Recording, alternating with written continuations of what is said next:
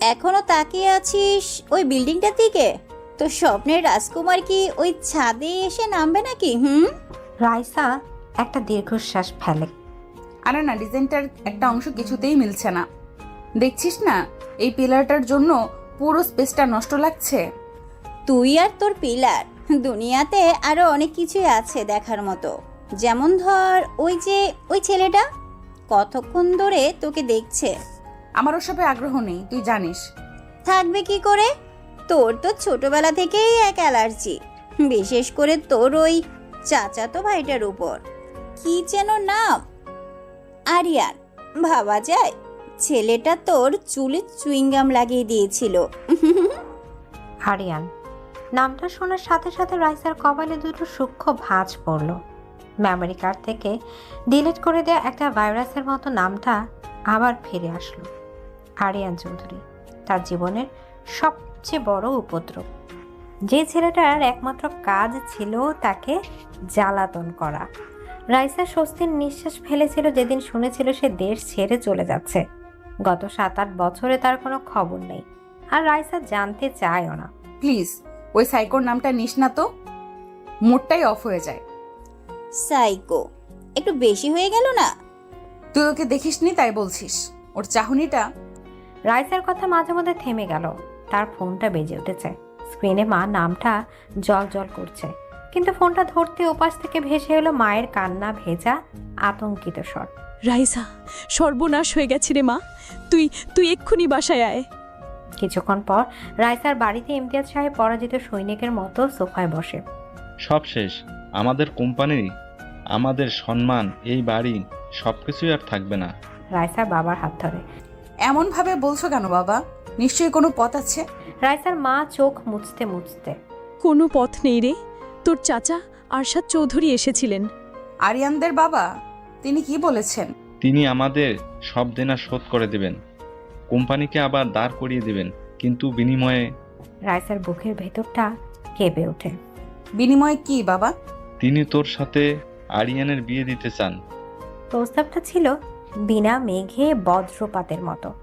যে ছেলেটাকে রাইসা সাইকো বলে জানে, যার কাছ থেকে সে সারা জীবন পালিয়ে বেরিয়েছে, ভাগ্য তাকে সেই শিকারের খাঁচাতেই ঠেলে দিচ্ছে।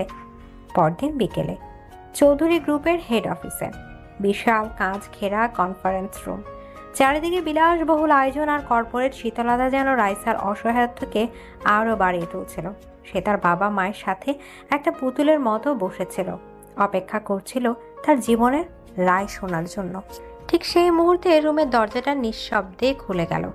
এক দীর্ঘদেহী যুবক ভেতরে প্রবেশ করলো। পরনে ব্ল্যাক শার্ট, ব্লেজারটা হাতে ভাঁজ করা, শার্টের হাতা কোনোই পর্যন্ত কোটানো। চেহারায় 7 বছর আগের সেই কিশোর বয়সের কোনো চিহ্ন নেই। তার জায়গা দাঁড়িয়ে আছে এক ভয়ঙ্কর সুন্দর পুরুষ, যার প্রতিটি পদক্ষেপে ঝরে পড়েছে ক্ষমতা আর আত্মবিশ্বাস। কিন্তু সবকিছুকে ছাপিয়ে গেল তার চোখ দুটো। সেই চোখে কোনো অনুভূতি নেই, আছে শুধু এক শিকারের স্থির দৃষ্টি। সে ঘরে ঢুকেই একবার পুরো রুমটা দেখল, কিন্তু তার দৃষ্টিটা এসে স্থির হলো রাইসার উপর। সেই চাহনিতে কোনো পরিচিত খোঁজার চেষ্টা করছিল। ছিল চূড়ান্তের অধিকারবোধ, যেন সে তার বহু বছর ধরে ফেলে রাখা সম্পত্তি ফিরে পেতে এসেছে। আরিয়ান, আয় বস। আরিয়ান তার বাবার কথায় কান দিল না। সে ধীরে ধীরে এগিয়ে এলো টেবিলের দিকে, কিন্তু চেয়ারে না বসে সে হাঁটতে হাঁটতে এসে দাঁড়ালো ঠিক রাইসার চেয়ারের পেছন। রাইসা তার উপস্থিতিটা নিজের ঘাড়ে অনুভব করতে পারছিল। আরিয়ানের দামি পারফিউমের তীব্র গন্ধ আর তার শরীরের উষ্ণতা রাইসার শির দ্বারা গিয়ে একটা শীতল স্রোত বয়ে গেল। আরিয়ান, আমরা সবাই তোর মতামতের জন্যই অপেক্ষা করছি, তুই তো সবকিছু জানিস। আরিয়ান রাইসার দিকে তাকিয়ে শান্ত গলায় গভীর গলায় বলল, মতামত দেওয়ার কি আছে বাবা? যা আমার তা সবসময় আমারই ছিল, শুধু কাগজে কলমে বাকি ছিল। কথাগুলো বলার সময় আরিয়ানের চোখ এক মুহূর্তের জন্য রাইসার উপর থেকে সরেনি। তার কণ্ঠস্বরে এমন এক শীতল অধিকার বোধ ছিল, যা শুনে রাইসার নিঃশ্বাস বন্ধ হয়ে এসেছিল। এই লোকটা কি পাগল? মানে মানে আরিয়ান তাকে পুরোপুরি উপেক্ষা করে। ডিলটা ফাইনাল, বিয়ের প্রস্তুতি শুরু করুন। কথা শেষ করে আরিয়ান নিজের চেয়ারে গিয়ে বসলো, যেন এতক্ষণ ধরে সেই মিটিংটা পরিচালনা করছিল। এরপর পুরো মিটিংয়ে সে আর একটা কথাও বলেনি, শুধু তার শিকারী চোখ দুটো দিয়ে রাইসাকে পর্যবেক্ষণ করে গেছে। মিটিং শেষে যখন সবাই বেরিয়ে আসছে তখন আরিয়ান এগিয়ে এসে রাইসার পথ আটকে দাঁড়ালো। বাকিরা তখন কয়েক কদম এগিয়ে গেছে। আরিয়ান শান্ত কিন্তু ভয়ঙ্কর গলায়, যা শুধু রাইসাই শুনতে পেল। 7 বছর কি? তোমাকে ছাড়া 7টা বছর অপেক্ষা করেছি রাইসা। ভেবেছিলাম দেশে ফিরে তোমাকে নিজের কাছে নিয়ে আসব, কিন্তু ভাগ্য নিজেই তোমাকে আমার দোরগোড়ায় পৌঁছে দিয়েছে। আপনি কি বলছেন এইসব? রাস্তা ছাড়ুন। আরিয়ান রাইসার কানের কাছে মুখ নিয়ে এসে ফিসফিস করে, পালানোর চেষ্টা করো না পাখি, এই খাঁচাটা আমি তোমার জন্যই বানিয়েছি। এখন থেকে তোমার প্রত্যেকটা নিঃশ্বাসও আমার অনুমতিতে চলবে। কথাগুলো বলে আরিয়ান একটা শয়তানি হাসি দিয়ে সরে দাঁড়ালো। রাইসা কাঁপতে কাঁপতে তার বাবা মায়ের দিকে এগিয়ে গেল। তার মনে হচ্ছিল সে কোনো বিয়ের চুক্তিতে সই করতে আসেনি, সে এসেছে এক ভালোবাসার সাইকোর হাতে নিজেকে বলে দিতে। তার বজ্জাত চাচাতো ভাই শুধু ডেভিল হয়ে ফেরেনি, সে ফিরেছে এক ভয়ঙ্কর শিকারী হয়ে, আর রাইসা তার একমাত্র শিকারী। আরিয়ান সেই ফিসফিস করে বলা কথাগুলো রাইসার কানে গরম সীসার মতো প্রবেশ করছিল। 7 বছর অপেক্ষা করেছি, এই বাক্যটা যেন একটা অশুভ মন্ত্রের মতো তার মাথার ভেতর ঘুরপাক খাচ্ছিল। বাড়ি ফিরে পুরো পথটা সে একটা কথা বলতে পারেনি। তার বাবা মা হয়তো ভেবেছিল সে দুঃখে বা লজ্জায় চুপ করে আছে, কিন্তু রাইসা চুপ ছিল ভয়ে। এক অজানা ভয়ঙ্কর ভয়ে তার পুরো শরীরটা যেন অবশ হয়ে গিয়েছিল। বিয়ের আগের 3 দিন রাইসার বাড়িতে। বাবা, আমি শেষবারের মতো বলছি, আমি এই বিয়েটা করতে পারবো না। লোকটা নর্মাল না বাবা, ও একটা সাইকো। এখন আর এসব বলে কোনো লাভ নেই মা। তোর চাচার বিয়ের কার্ড ছাপিয়ে বিলি করা শুরু করে দিয়েছে। এখন যদি তুই না করিস তাহলে শুধু আমাদের কোম্পানি নয়, আমাদের সম্মানটাও ধুলে মিশে যাবে। আরিয়ান হয়তো ছোটবেলায় একটু অন্যরকম ছিল, কিন্তু এখন সে অনেক বড় কোম্পানির মালিক, সে নিশ্চয়ই বদলে গেছে। তুই একটু মানিয়ে নেওয়ার চেষ্টা করিস মা। রাইসা বুঝতে পারছিল এই দেয়ালের সাথে মাথা ঠুকে আর কোনো লাভ নেই। তার বাবা মা আরিয়ানের আসল রূপটা দেখতে পাচ্ছে না, তারা দেখছেন শুধু তাদের উদ্ধারকর্তাকে। রাইসা একা, সম্পূর্ণ একা এই লড়াইয়ে। পরদিন সকালে দরজায় ডেলিভারি ম্যান এসে হাজির। রাইসার নামে কয়েকটা বিশাল বাক্স এসেছে চৌধুরী গ্রুপ থেকে। বাক্স খুলতে বেরিয়ে এলো নামি দামি ব্র্যান্ডের শাড়ি, লেহেঙ্গা, গাউন আর ওয়েস্টার্ন পোশাক, সাথে গহনা আর পারফিউম। দেখ, আরিয়ান তোর জন্য কত কি পাঠিয়েছে। ছেলেটা তোর কতটা খেয়াল রাখে। কিন্তু রাইসার চোখ আটকে ছিল একটা ছোট্ট কালো বক্সের উপর। সেটা খুলতেই বেরিয়ে এলো লেটেস্ট মডেলের একটা মোবাইল ফোন। ফোনটা অন করতে স্ক্রিনে একটা মেসেজ ভেসে উঠল। আমার দেওয়া উপহারগুলো নিশ্চয়ই তোমার পছন্দ হয়েছে পাখি। এখন থেকে তুমি শুধু এই ফোনটাই ব্যবহার করবে। আর হ্যাঁ, কষ্ট করে নম্বর সেভ করার দরকার নেই, এখানে শুধু একজনেরই নম্বর আছে, তোমার মালিকের। রাইসা কন্ট্যাক্ট লিস্ট খুলে দেখলো সত্যি সেখানে শুধু একটা নাম সেভ করা, আরিয়ান। তার পুরনো ফোনটা আরিয়ানের লোক কখন যে নিষ্ক্রিয় করে দিয়েছে সে সেটা টেরও পায়নি। এটা উপহার ছিল না, ছিল তার জগৎটাকে ছোট করে এনে একজনের মধ্যে সীমাবদ্ধ করে দেওয়ার প্রথম ধাপ। বিয়ের দিন কাজী অফিসে আরিয়ানের পাঠানো একটা মেরুন রঙের শাড়ি পরে রাইসা যন্ত্রের মতো বসেছিল। তাকে পুতুলের মতো সাজানো হয়েছে, যে পুতুলে নিজের কোনো ইচ্ছা নেই। আরিয়ান তার পাশে বসেছিল একটা কালো শেরওয়ানিতে।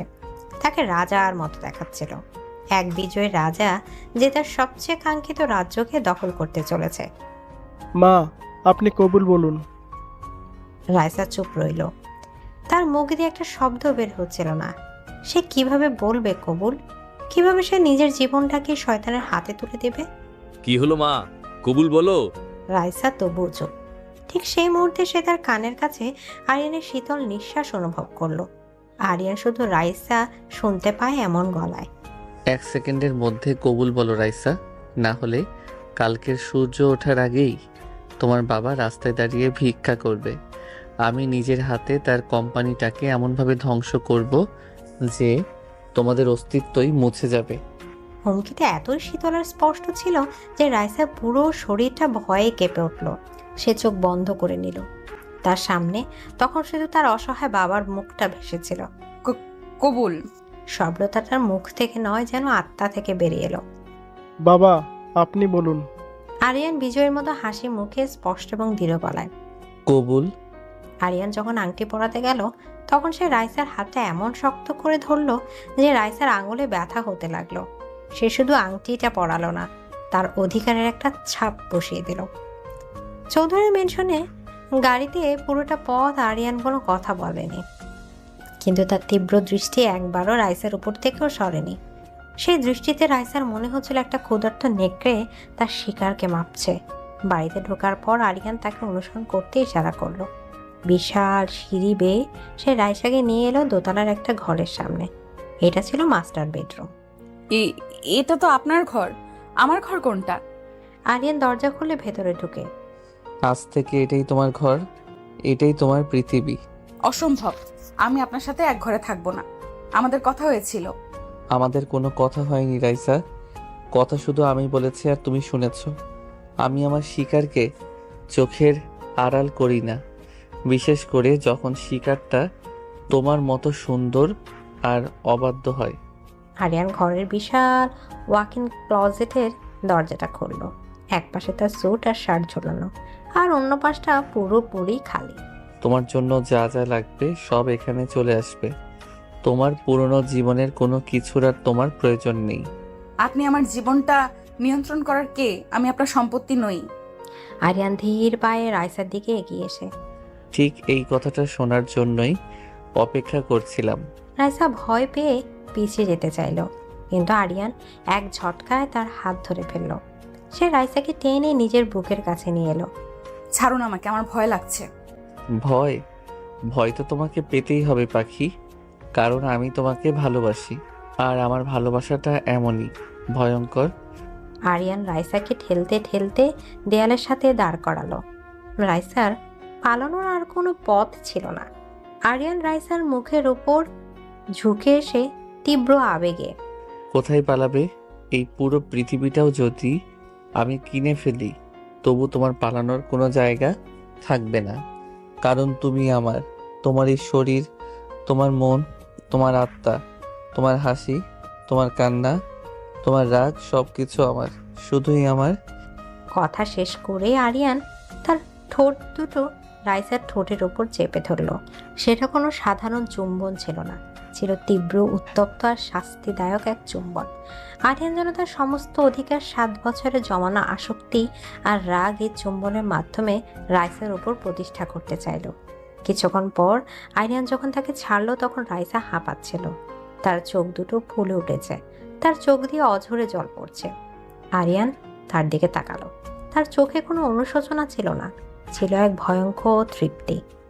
আরিয়ান রাইসার ভেজা গালে হাত বুলিয়ে ফিসফিস করে, এই খাঁচাই স্বাগতম আমার পাখি। আরিয়ানের শেষ কথাটা ছিল একটা রায়। এই খাঁচায় স্বাগতম আমার পাখি। এই বাক্যটা শোনার পর রাইসার মনে হলো তার পায়ের নিচের পৃথিবীটা যেন সত্যি সত্যি সরে গেছে। সে দেয়ালে হেলান দিয়ে দাঁড়িয়েছিল, তার পুরো শরীরটা থর থর করে কাঁপছিল। ঠোঁটের ওপর আরিয়ানের সেই শাস্তিদায়ক চুম্বনের জুলুনি আর স্বাদে তার মাথাটা ঘুরছিল। ভয়, অপমান আর এক অব্যাখ্যাত তীব্র অনুভূতিতে সে প্রায় জ্ঞান হারানোর মতো অবস্থায় পৌঁছে গিয়েছিল। তার চোখে জল আর বাঁধ মানছিল না। সে ধীরে ধীরে দেয়াল বেয়ে মেঝেতে বসে পড়ল, 2 হাতে মুখ ঢেকে কান্নায় ভেঙে পড়ল। তার 17 বছরের স্বপ্ন, তার স্বাধীনতা, তার ছোট্ট গোছানো জগৎটা, সবকিছু এক রাতের মধ্যে কিভাবে দুঃস্বপ্নে পরিণত হতে পারে। আরিয়ান ধীর পায়ে রাইসার সামনে এসে হাঁটু গেড়ে বসে। কাঁদবে না? আরিয়ানের গলাটা ছিল অস্বাভাবিক নরম, যা তার আগের ভয়ঙ্কর রূপের সাথে একেবারেই মিলছিল না। এই নরম স্বরটা যেন সাপের হিসহিসের মতো আরো ভয়ঙ্কর শোনালো। আমার কাছে আসবেন না প্লিজ, আমাকে একা ছেড়ে দিন। একা ছেড়ে দেওয়ার জন্য তোমাকে 7 বছর পর ফিরিয়ে আনিনি রাইসা, আর তোমার চোখের জল, এটা সহ্য করার ক্ষমতা আমার নেই, বিশেষ করে যদি সেই জল আমার কারণে হয়। কি সাংঘাতিক স্ববিরোধী কথা! যে মানুষটা তার কান্নার কারণ, সেই আবার বলছে তার কান্না সহ্য হয় না। রাইসা কান্নার মধ্যে মুখ তুলে তাকালো। আরিয়ানের চোখে সে কোনো রাগ বা হিংস্রতা দেখলো না, দেখলো এক অদ্ভুত যন্ত্রণা আর তীব্র পজিটিভনেস। আরিয়ান রাইসার দিকে হাত বাড়িয়ে, ওঠো। রাইসা ভয়ে পেছিয়ে গেল। আরিয়ানের বাড়ানো হাতটা সে স্পর্শ করলো না। মুহূর্তের জন্য আরিয়ানের নরম মুখটা আবার কঠিন হয়ে উঠল। তার চোয়াল শক্ত হয়ে গেল, কিন্তু সে নিজেকে সামাল নিল। আরিয়ান উঠে দাঁড়িয়ে শীতল গলায়, বেশ, আমার স্পর্শ যদি তোমার এতই বিষ মনে হয় তাহলে তাই সই, কিন্তু আমার হুকুম তোমাকে মানতেই হবে। যাও, ফ্রেশ হয়ে এসো, ওয়াশরুমে তোমার জন্য কাপড় রাখা আছে। রাইসা দেখলো আরিয়ান যেদিকে ইশারা করলো সেখানে একটা চেয়ারের উপর একটা সুন্দর সিল্কের নাইট গাউন ভাঁজ করে রাখা। লোকটা কতটা পূর্ব পরিকল্পিত! তার মানে সে প্রথম থেকেই জানতো আজ রাতে রাইসা এই ঘরেই থাকবে। কিছুক্ষণ পর রাইসা যখন ফ্রেশ হয়ে বেরোলো তখন সে দেখলো ঘরের পরিবেশটা বদলে গেছে। ঘরের সাথে লাগোয়া ব্যালকনিতে একটা ছোট্ট সুন্দর টেবিল সাজানো হয়েছে। সেখানে শুধু দুজনের জন্য ডিনার পরিবেশন করা হয়েছে। মোমবাতির নরম আলোয় চারদিকটা স্বপ্নীল লাগছিল, কিন্তু এই স্বপ্নীল পরিবেশটাও রাইসার কাছে বিভীষিকার মতো মনে হলো। এসে বসো। রাইসা যন্ত্রের মতো গিয়ে চেয়ারে বসলো। তার সামনে তার প্রিয় সব খাবার সাজানো, কিন্তু তার গলা দিয়ে এক দানাও নামবে বলে মনে হচ্ছিল না। আমার খিদে নেই। আরিয়ান শান্তভাবে নিচের প্লেটে খাবার তুলে নিয়ে, আমি তোমাকে খেতে অনুরোধ করিনি রাইসা, আদেশ দিয়েছি। আমি খাবো না। বেশ, তুমি না খেলে আমিও খাবো না, আর অভুক্ত থাকলে আমার শরীর খারাপ হতে পারে, তখন আমার মেজাজটাও। আরিয়ান কথা শেষ করলো না, কিন্তু এর ভেতরে হুমকিটা স্পষ্ট ছিল। রাইসা বুঝতে পারছিল এই সাইকোর সাথে জেদ করে সে জিততে পারবে না, বরং এর পরিণাম আরো ভয়ঙ্কর হবে। সে কাঁপা কাঁপা হাতে চামচটা তুলে নিল এবং জোর করে কয়েক লোকমা খেলো। পুরোটা সময় আরিয়ান কোনো কথা না বলে শুধু তাকে দেখছিল। সে তীব্র চাহনির সামনে রাইসার মনে হচ্ছিল সে খাবার খাচ্ছে না, নিজের আত্মসম্মানকে গিলে খাচ্ছে। ডিনারের পর বেডরুমে ঘরে ফিরে রাইসার বুকের ভেতরটা আবার ধুকপুক করে উঠল। ঘরের মাঝখানে বিশাল কিং সাইজের বিছানাটা যেন তাকে গিলে খাওয়ার জন্য অপেক্ষা করছে। আমি সোফায় ঘুমাবো। সোফা? 7 বছর ধরে আমি এই রাতটার স্বপ্ন দেখেছি রাইসা, তোমাকে আমার পাশে, আমার বিছানায়, আমার বাহু বন্ধনে দেখার স্বপ্ন। আর তুমি ভাবলে আমি তোমাকে সোফায় ঘুমাতে দেব? আপনি আমার গায়ে হাত দেবেন না। তোমাকে ছোঁয়ার জন্য আমার কোনো জোর জবরদস্তির প্রয়োজন নেই পাখি। যেদিন আমি তোমাকে ছোঁবো সেদিন তুমি নিজের ইচ্ছাতেই আমার কাছে ধরা দেবে। আরিয়ানের আত্মবিশ্বাস দেখে রাইসা অবাক হয়ে গেল। কিন্তু আজ রাতে আমি আমার একটা স্বপ্ন পূরণ করতে চাই। আমি শুধু তোমাকে আমার পাশে ঘুমোতে দেখতে চাই। আমার পাশে এসে চুপচাপ শুয়ে পড়ো। কোনো চালাকির চেষ্টা করলে তার পরিণতির জন্য কিন্তু তুমি নিজেই দায়ী থাকবে। রাইসার আর কিছু বলার ছিল না। সে বুঝতে পারছিল তার সামনে দুটো পথ খোলা। এক, চুপচাপ বিছানায় যাওয়া, অথবা দুই, এই লোকটার ভয়ঙ্কর রূপটা আবার দেখা। সে প্রথমটাই বেছে নিল। বিছানায় মাঝরাতে রাইসা বিছানার একদম কিনারায় জড়সড় হয়ে শুয়েছিল। তার পুরো শরীরটা ভয়ে শক্ত হয়ে আছে। আরিয়ান তার থেকে যথেষ্ট দূরত্ব বজায় রেখে শুয়েছে, কিন্তু রাইসা অনুভব করতে পারছিল সে ঘুমায়নি। সে তার দিকেই তাকিয়ে আছে। রাতের অন্ধকারে আরিয়ানের নিঃশ্বাসের শব্দটা যেন আরো গভীর শোনাচ্ছিল। তুমি কি জানো, গত 7 বছর আমি তোমার প্রত্যেকটা খবর রেখেছি। আরিয়ানের হঠাৎ কণ্ঠস্বরে রাইসা চমকে উঠল। সে কোনো উত্তর দিল না। তুমি কোন কলেজে ভর্তি হলে, তোমার প্রিয় বন্ধুকে কোন আইসক্রিম ফ্লেভারটা তোমার পছন্দ, এমনকি তোমার হাসি মুখের কয়েকটা ছবি চুরি করে আমি আমার ফোনের ওয়ালপেপার বানিয়ে রেখেছিলাম। আরিয়ানের কথাগুলো শুনে রাইসার শরীরের রক্ত হিম হয়ে গেল। এটা ভালোবাসা নয়, এটা স্টকিং। লোকটা গত 7 বছর ধরে তার উপর ছায়ার মতো নজর রেখে গেছে। তুমি যখন ভার্সিটির ওই ছেলেটার সাথে হেসে কথা বলছিলে, আমার বুকের ভেতরটা জ্বলে যাচ্ছিল রাইসা। তোমার ওই হাসি দেখার অধিকার আর কারো নেই। তোমার চোখের জল, তোমার রাগ, তোমার অভিমান, সব কিছুতে শুধু আমার অধিকার। আরিয়ানের গলাটা আবেগে ভারী হয়ে আসছিল। সে ধীরে ধীরে রাইসার দিকে একটু এগিয়ে গেল। রাইসার হৃৎপিণ্ডটা গলার কাছে এসে ধুকপুক করতে লাগলো। সে ভাবলো আরিয়ান হয়তো এবার তার দেয়া কথা ভাঙবে, কিন্তু আরিয়ান তা করলো না। সে খুব সাবধানে তার হাতটা বাড়ালো। তারপর রাইসার কপালে এসে পড়া অবাধ্য চুলের গোছাটা আলতো করে তার কানের পেছনে গুজে দিল। তার আঙুলের সেই স্পর্শটা ছিল আশ্চর্য রকম নরম আর উষ্ণ। আগে সে শাস্তিদায়ক চুম্বনের সাথে এই স্পর্শের কোনো মিল নেই। আরিয়ানের এই ভয়ঙ্কর স্বীকারোক্তি আর তার এই অপ্রত্যাশিত নরম স্পর্শ, এই দুটো মিলে রাইসার মস্তিষ্কের ভেতরটা যেন তাল গোল পাকিয়ে গেল। সে কার সাথে শুয়ে আছে? এক নিষ্ঠুর দানব নাকি এক পাগল প্রেমিক? রাইসা চোখ বন্ধ করলো না। সে খোলা চোখে অন্ধকার ছাদের দিকে তাকিয়ে রইল আর তার কানের পাশে অনুভব করতে লাগলো এক সাইকোর উষ্ণ নিঃশ্বাস। তার খাঁচার প্রথম রাতটা ছিল ভয় আর অব্যাখ্যাত মোহের এক বিপজ্জনক মিশ্রণ। আরিয়ানের সেই ভয়ঙ্কর স্বীকারোক্তি আর আলতো স্পর্শের পর রাইসার চোখে আর ঘুম আসেনি। সে ভোরের আলো ফোটার অপেক্ষায় ছিল, যেন এ রাতের অন্ধকারটা তার জীবনের উপর স্থায়ীভাবে চেপে বসেছে। সে যখন সকালে ঘুম থেকে উঠল তখন বিছানার অন্য পাশটা খালি। এক মুহূর্তের জন্য তার মনে এক ঝলক স্বস্তি খেলে গেল। লোকটা আশেপাশে নেই, কিন্তু সেই স্বস্তিটা ছিল একেবারেই ক্ষণস্থায়ী। সে দেখল ঘরের সাথে লাগোয়া বিশাল কাঁচের জানালার সামনে আরিয়ান দাঁড়িয়ে আছে, পরনে নিখুঁত স্যুট, হাতে কফির কাপ। সে বাইরের দিকে নয়, তাকিয়েছিল রাইসার দিকে। তার মানে সে ঘুম থেকে ওঠার পর থেকে রাইসাকে পর্যবেক্ষণ করছে। এই লোকটা ঘুমায় কখন? আরিয়ান কফির কাপে চুমুক দিয়ে। সুপ্রভাত পাখি, ঘুম ভালো হয়েছে নিশ্চয়ই? তার কণ্ঠস্বর থাকা ব্যঙ্গতা রাইসার কান এড়ালো না। রাইসা কোনো উত্তর না দিয়ে বিছানা থেকে নামতে গেলে, তৈরি হয়ে নাও, 10 মিনিটের মধ্যে ব্রেকফাস্ট টেবিলে আসবে। আমি আগে ভার্সিটিতে যাওয়ার জন্য তৈরি হব, আমার আজ খুব জরুরি কাজ আছে। আরিয়ান ধীরে ধীরে রাইসার দিকে এগিয়ে এসে, তোমার জরুরি কাজগুলো এখন থেকে আমি ঠিক করব রাইসা। আর আমার সিদ্ধান্ত হলো আজ তুমি ভার্সিটিতে যাচ্ছ না। মানে?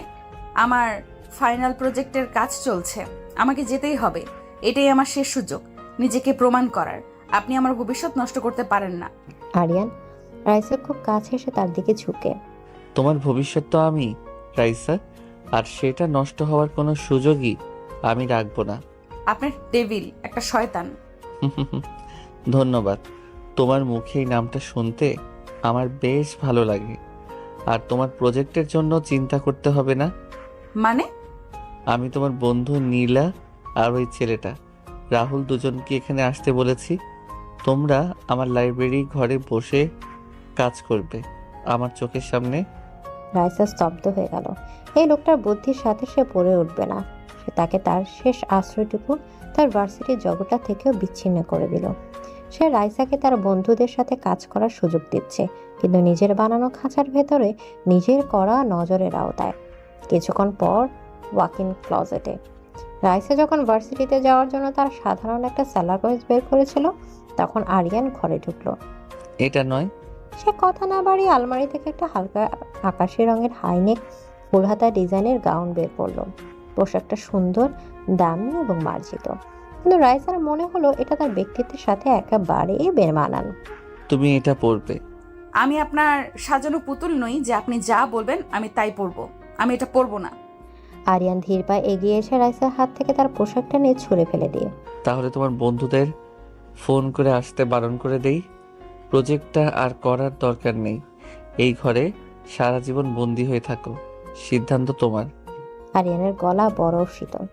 রাইসা বুঝতে পারছিল এই ডেভিলের সাথে যেতে যেতে ফল হবে ভয়ঙ্কর। সে আজ তার বন্ধুদের সাথে দেখা করার সুযোগটা হারাতে চায় না। সে দাঁতে দাঁত চেপে আরিয়ানের বেছে দেয়া পোশাকটা হাতে তুলে নিল। গুড গার্ল, ঠিক এইভাবেই আমার সব কথা শুনবে। তাহলে দেখবে এই খাঁচাটাও তোমার কাছে স্বর্গের মতো মনে হবে। কিরে, তোকে তো রাজকন্যার মতো লাগছে, কিন্তু তোর মুখটা এমন শুকনো কেন? আর এই লোকটা এখানে কি করছে? ঘরের অন্য প্রান্তে একটা বিশাল এক কাঠের ডেস্কে আরিয়ান তার ল্যাপটপ নিয়ে বসেছিল। সে এমনভাবে কাজ করছিল যেন সে তাদের অস্তিত্ব সম্পর্কে সচেতনই নয়, কিন্তু তার তীক্ষ্ণ নজর যে তাদের উপরে স্থির সেটা বুঝতে রাইসার এক মুহূর্তও লাগেনি। রাহুল একটু ইতস্তত করে, রাইসা, চলো তাহলে কাজটা শুরু করি। ওই ডিজাইনটা। হ্যাঁ চল। তারা কাজে ডুব দেওয়ার যথেষ্ট চেষ্টা করছিল, কিন্তু পরিবেশটা ছিল খুবই অস্বস্তিকর। আরিয়ানের উপস্থিতি পুরো ঘরটাকে ভারী করে রেখেছিল। নীলা বারবার আর চোখে আরিয়ানকে দেখছিল আর রাইসাকে ইশারা করছিল। রাইসা শুধু তাকে চুপ থাকতে বলেছিল। রাহুল একটা ডিজাইনের দিকে তাকিয়ে হেসে। আরে এই অংশটা তো পুরোপুরি ভুল করছো, তোমাকে না বলছিলাম। রাহুল হাসতে হাসতে যখন রাইসার খাতার উপর ঝুঁকে পড়ছিল, তখন হঠাৎ করে ঘর কাঁপিয়ে একটা শব্দ হলো। সবাই চমকে সেদিকে তাকালো। আরিয়ানের হাত থেকে একটা ভারী পেপার ওয়েট মেঝেতে পড়ে গেছে। সরি, হাত থেকে পিছলে গেলেও তোমরা কাজ করো। তার গলার স্বর শান্ত থাকলেও তার চোখ দুটোতে তখন আগুন জ্বলছিল। সেই আগুনটা সরাসরি রাহুলের দিকে নির্দেশ করা ছিল। রাহুল ছেলেটা বুদ্ধিমান, সেই চাহনির অর্থ বুঝতে পেরে সঙ্গে সঙ্গে রাইসার কাছ থেকে কিছুটা দূরে সরে বসলো। কাজ প্রায় শেষের দিকে, সবাই একটু রিল্যাক্স হয়ে নিজেদের মধ্যে কথা বলছিল। রাহুল একটা ব্লু প্রিন্ট দেখানোর জন্য রাইসার দিকে বাড়ালো। ঠিক সেই মুহূর্তে একেবারে অনিচ্ছাকৃতভাবে রাহুলের আঙুল রাইসার হাতের সাথে সামান্য ছুঁয়ে গেল। আর ঠিক তখনই আরও একটা শব্দ হলো, হঠাৎ। সবাই দেখলো আরিয়ানের হাতে থাকা দামি পার্কার পেনটা সে অবলীলায় 2 টুকরো করে ভেঙে ফেলেছে। তার মুখে কোনো অভিব্যক্তি নেই, কিন্তু তার সাদা হয়ে যাওয়া আঙুলের গাঁটগুলো তার ভেতরের দগদগে রাগের জানান দিচ্ছিল। আরিয়ান ধীরে ধীরে উঠে দাঁড়ালো। তারপর মুখে একটা সৌজন্যমূলক হাসি ফুটিয়ে রাহুলের দিকে এগিয়ে গেল। রাহুল, তাই না? তোমার বাবা তো রহমান গ্রুপের managing director mister Ashfakur Rahman. Rahul তো ভয়ে ঢোক গেল। জি জি আঙ্কেল। আরিয়ান তার কাঁধে হাত রেখে, গত মাসে তিনি আমাদের সাথে একটা বড় কন্ট্রাক্টের জন্য এসেছিলেন। ডিলটা প্রায় ফাইনাল হয়েও আটকে আছে। দেখো কি করা যায়। আরিয়ানের গলার স্বর ছিল মধুর, কিন্তু তার ভেতরে হুমকিটা ছিল সাপের বিষের মতো ঠান্ডা। রাহুলের মুখটা ভয়ে সাদা হয়ে গেল। সে বুঝতে পারছিল তার একটা ভুলের জন্য তার বাবার পুরো ব্যবসাটা ধ্বংস হয়ে যেতে পারে। আমার মনে হয় আজকের মতো তোমাদের কাজ শেষ, এখন তোমরা আসতে পারো। নীলা আর রাহুল প্রায় দৌড়ে ঘর থেকে বেরিয়ে গেল। আরিয়ান দরজা পর্যন্ত গিয়ে তাদের বিদায় জানিয়ে সে দরজাটা বন্ধ করে দিল। তারপর সে ধীরে ধীরে রাইসার দিকে ঘুরল। তার মুখে সেই সৌজন্যের হাসিটা মিলিয়ে গেছে। সেই জায়গায় ফুটে উঠেছে এক ডেভিলের তীব্র পজিটিভ ক্রোধ। আপনি আপনি এটা কি করলেন? ওদেরকে ভয় দেখালেন কেন? আরিয়ান রাইসার সামনে এসে তার 2 কাঁধ শক্ত করে ধরে। ভয়? এটাকে ভয় দেখানো বলে না রাইসা, এটাকে বলে নমুনা। মানে? আমি বলেছিলাম না, তোমার হাসি, তোমার কথা, তোমার নিঃশ্বাস সবকিছু আমার। আর তোমাকে অন্য কোনো পুরুষের স্পর্শ করা তো অনেক দূরের কথা, তার ছায়াটাও আমি তোমার উপর পড়তে দেব না। আজ ও শুধু আমার ক্ষমতার একটা ছোট নমুনা দেখলো। পরের বার যদি এমন কিছু হয় তাহলে ওর আঙুলগুলো আমি আস্ত রাখবো না। আরিয়ানের চোখে মুখে এমন এক ভয়ঙ্কর হিংস্রতা ফুটে উঠেছিল, যা দেখে রাইসার শরীরের সমস্ত রক্ত জল হয়ে গেল। সে বুঝতে পারলো সে কোনো মানুষের সাথে নয়, এক ভালোবাসার ডেভিলের সাথে এক খাঁচায় বন্দী হয়েছে, যে তার শিকারের উপর আর কারো সামান্য আচরও সহ্য করবে না। এদিকে আরিয়ানের শেষ কথাগুলো ছিল একটা চূড়ান্ত রায়ের মতো। তার সেই হিংস্র পজিটিভ চোখের দিকে তাকিয়ে রাইসার মনে হলো সে যেন এক ক্ষুধার্ত হিংসের খাঁচা এসে পড়েছে, যে তার শিকারের উপর সামান্য ভাগও কাউকে দেবে না। ভয়ে, অপমানে আর হতাশায় তার ভেতরটা ভেঙে চুরমার হয়ে যাচ্ছিল। আপনি একটা জানোয়ার। আপনার মনে কোনো দয়া মায়া নেই। কেন করছেন আমার সাথে এমন? এর চেয়ে একবারে আমাকে মেরে ফেলুন, কিন্তু দয়া করে এইভাবে তিলে তিলে মারবেন না। রাইসার এই কান্নায় আরতি ছিল, ঘৃণা ছিল, কিন্তু সবচেয়ে বেশি ছিল তার অসহায়ত্ব। তার এই ভাঙা রূপটা দেখে আরিয়ানের সেই রাগে জ্বলতে থাকা চোখ দুটো মুহূর্তের জন্য বদলে গেল। সেই হিংস্রতার জায়গায় ফুটে উঠল এক তীব্র না বলা যন্ত্রণা। তার কাঁধের উপর রাখা শক্ত হাত দুটো ধীরে ধীরে নরম হয়ে এলো। চুপ করো রাইসা, প্লিজ, তুমি চুপ করো। আরিয়ানের কণ্ঠস্বর এবার কোনো হুমকি ছিল না, ছিল এক অদ্ভুত আকুতি। তোমাকে মারার কথা আমি স্বপ্নেও ভাবতে পারি না। তোমাকে সামান্য কষ্ট দেওয়ার অধিকারও এই দুনিয়ার কারো নেই, এমনকি আমারও না। কিন্তু যখন অন্য কেউ তোমার দিকে তাকায় বা তোমাকে ছোঁয়ার কথা ভাবে, তখন আমার মাথার ভেতরটার কাজ করে না। তখন আমার শুধু মনে হয় ওই হাতটা আমি ভেঙে গুড়িয়ে দেই, ওই চোখটা উপরে ফেলি। কথাগুলো বলতে বলতে আরিয়ান রাইসাকে আলতো করে নিজের বুকের কাছে টেনে নিল। এতে কোনো রোমান্টিক আলিঙ্গন ছিল না, ছিল তীব্র অধিকার বোধে ভরা এক মরিয়া আশ্রয় খোঁজার চেষ্টা। সে রাইসাকে এত শক্ত করে জড়িয়ে ধরল যেন সে রাইসাকে তার নিজের শরীরের সাথে মিশিয়ে ফেলতে চায়, বাইরের দুনিয়ার সমস্ত নজর থেকে চিরদিনের জন্য লুকিয়ে ফেলতে চায়। আরিয়ান তার মুখটা রাইসার চুলের মধ্যে ডুবিয়ে দিল। রাইসা তার কাঁধের উপর আরিয়ানের ঘন নিঃশ্বাস অনুভব করতে পারছিল। সে এতটাই অবাক, ক্লান্ত আর মানসিকভাবে বিধ্বস্ত ছিল যে সে বাধা দেওয়ার শক্তিটুকু হারিয়ে ফেলেছিল। সে শুধু চোখ বন্ধ করে দাঁড়িয়ে রইল তার ডেভিল স্বামীর সেই অদ্ভুত যন্ত্রণাদায়ক আলিঙ্গনে। লাইব্রেরির ওই ঘটনার পর আরিয়ান আর রাইসার মধ্যে আর কোনো কথা হয়নি। রাইসা নিজের ঘরে বন্দি ছিল। তার মনটা ছিল এক উত্তাল সমুদ্রের মতো। সে যখন ভাবছিল যে তার জীবনটা সেই চার দেয়ালের মধ্যে শেষ হয়ে যাবে, তখন আরিয়ান ঘরে ঢুকলো। আমার সাথে এসো। কোথায়? প্রশ্ন করবে না রাইসা, শুধু যা বলছি তাই করো। রাইসা তার তর্ক করার ইচ্ছা ছিল না। সে যন্ত্রের মতো আরিয়ানের পেছন পেছন হাঁটতে লাগলো। আরিয়ান তাকে লাইব্রেরির ঘরের এক কোনায় নিয়ে এলো। সেখানে দেয়ালের সাথে লাগানো বিশাল বইয়ের তাকটার একপাশে সে হাত রাখতেই একটা গোপন দরজা খুলে গেল। রাইসা অবাক হয়ে তাকিয়ে রইল। দরজার ওপাশে যা ছিল তা দেখার জন্য রাইসা প্রস্তুত ছিল না। ওটা ছিল একটা স্বপ্ন, তার সারা জীবনের স্বপ্ন। বিশাল একটা ঘর, যার একটা পুরো দেয়াল কাচের, যেখান থেকে বাইরের সুন্দর বাগানটা দেখা যায়। ঘরের ভেতর আর্কিটেকচারের জন্য যা যার প্রয়োজন তার সবকিছু আছে। লেটেস্ট মডেলের ড্রাফটিং টেবিল, হাই কনফিগারেশনের কম্পিউটার, 3D প্রিন্টার, সব ধরনের পেন্সিল, স্কেল আর কাগজের সম্ভার। এটা কোনো সাধারণ স্টুডিও নয়, এটা একজন আর্কিটেকচারের কাজে স্বর্গ। রাইসা অবিশ্বাসের দৃষ্টিতে কাঁপা গলায়, এটা কি? এটা তোমার তোমার নতুন জগৎ। আমার জগৎ?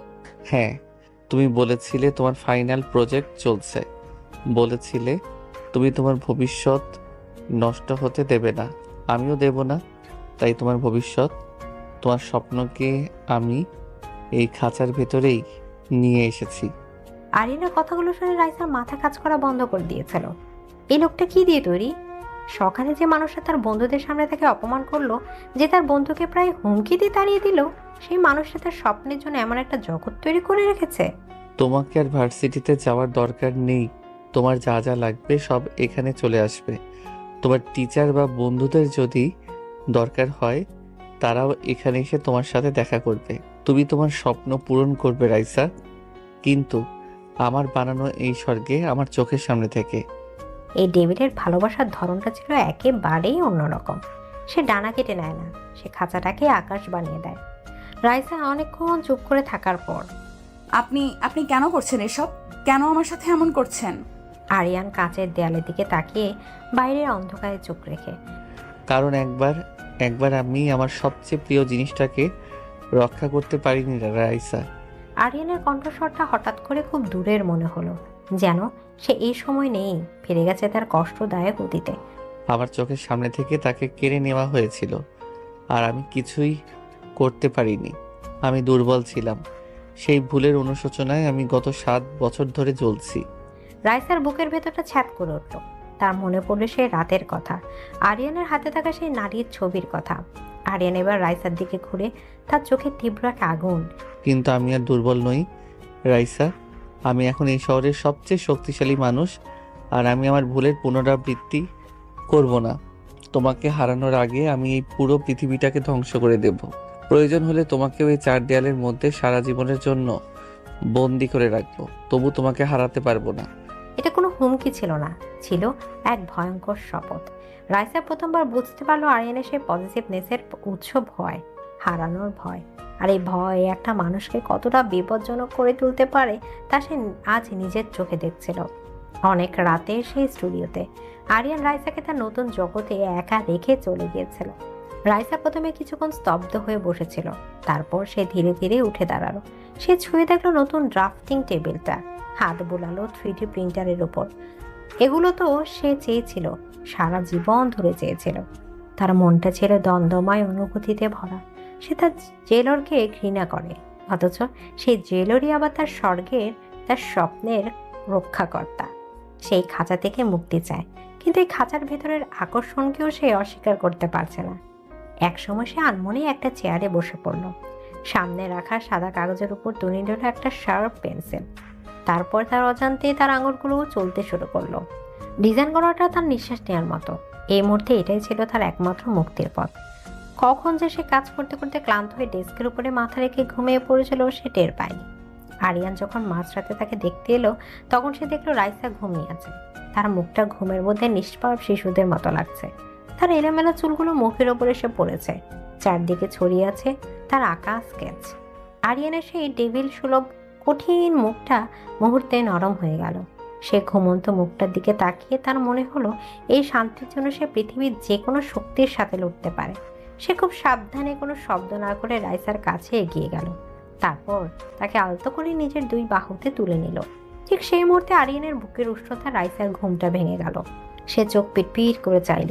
প্রথমে সে বুঝতে পারল না সে কোথায় আছে। তারপর সে দেখল সে তার ডেভিল স্বামীর বলিষ্ঠ বাহু বন্ধনে বন্দী। সে তাকে কোলে তুলে নিয়ে বেডরুমের দিকে এগিয়ে যাচ্ছে। রাইসা চমকে উঠেছিল, কিন্তু অদ্ভুতভাবে সে চিৎকার করলো না, বাধা দিল না। সে শুধু তার স্বামীর মুখের দিকে তাকিয়ে রইল। রাতের অন্ধকারে আরিয়ানের চোখে সে কোনো হিংস্রতা দেখল না, দেখল এক গভীর তীব্র আবেগ আর না বলা ভালোবাসা। এই প্রথমবার তারা জেলরের বাহু বন্ধনে রাইসার নিজেকে সুরক্ষিত মনে হলো। আরিয়ানের বলিষ্ঠ বাহুবন্ধনে নিজেকে আবিষ্কার করে রাইসার পৃথিবীটা যেন এক মুহূর্তের জন্য থেমে গিয়েছিল। তার মস্তিষ্ক তাকে চিৎকার করে জানান দিচ্ছিল যে এটা বিপদ, এটা একটা ফাঁদ। কিন্তু তার ক্লান্ত শরীর আর বিভ্রান্ত মন সেই বিপদের সংকেতটাকে উপেক্ষা করেছিল। সে দেখেছিল শুধু একজোড়া গভীর চোখ, যে চোখে হিংস্রতার বদলে ছিল এক তীব্র আগলে রাখার আকতে। আরিয়ান কোনো কথা না বলে ধীর পায়ে তাকে নিয়ে বেডরুমের দিকে এগিয়ে গেল। রাইসার নিঃশ্বাসের সাথে তার দামি পারফিউমের পৌরুষালী গন্ধটা মিশে যাচ্ছিল, যা তার অনুভূতির জগৎকে আরো বেশি তাল গোল পাকিয়ে দিচ্ছিল। আরিয়ান খুব সাবধানে তাকে বিছানায় শুয়ে দিল, যেন রাইসা কাচে তৈরি কোনো ভঙ্গুর পুতুল। সে যখন রাইসার উপর থেকে কম্বলটা টেনে দিচ্ছিল, তখন রাইসা ফিসফিস করে উঠল। আমি একা থাকতে পারবো। আরিয়ান রাইসার দিকে ঝুঁকে তার মুখের উপর এসে পড়া চুলগুলো আলতো করে সরিয়ে দিয়ে, তোমার জায়গা ডেস্কের উপর নয় রাইসা, তোমার জায়গা এখানে আমার পাশে। তার কণ্ঠস্বরটা ছিল রাতের মতোই গভীর আর শান্ত। সে উঠে দাঁড়ালো এবং ঘরের আলোটা কমিয়ে দিল। তারপর বিছানার অন্য পাশে এসে শুয়ে পড়ল। কিন্তু এবার সে রাইসার দিকে মুখ করে শুলো না, বরং ছাদের দিকে তাকিয়ে রইল। ঘুমিয়ে পড়ো পাখি, কাল তোমার জন্য খুব গুরুত্বপূর্ণ একটা দিন। আরিয়ানের এই অপ্রত্যাশিত শান্ত আচরণে রাইসা আরো বেশি অবাক হলো। সে কোনো উত্তর না দিয়ে চোখ বন্ধ করলো, কিন্তু তার বুকের ভেতরটা ধুকপুক করছিল।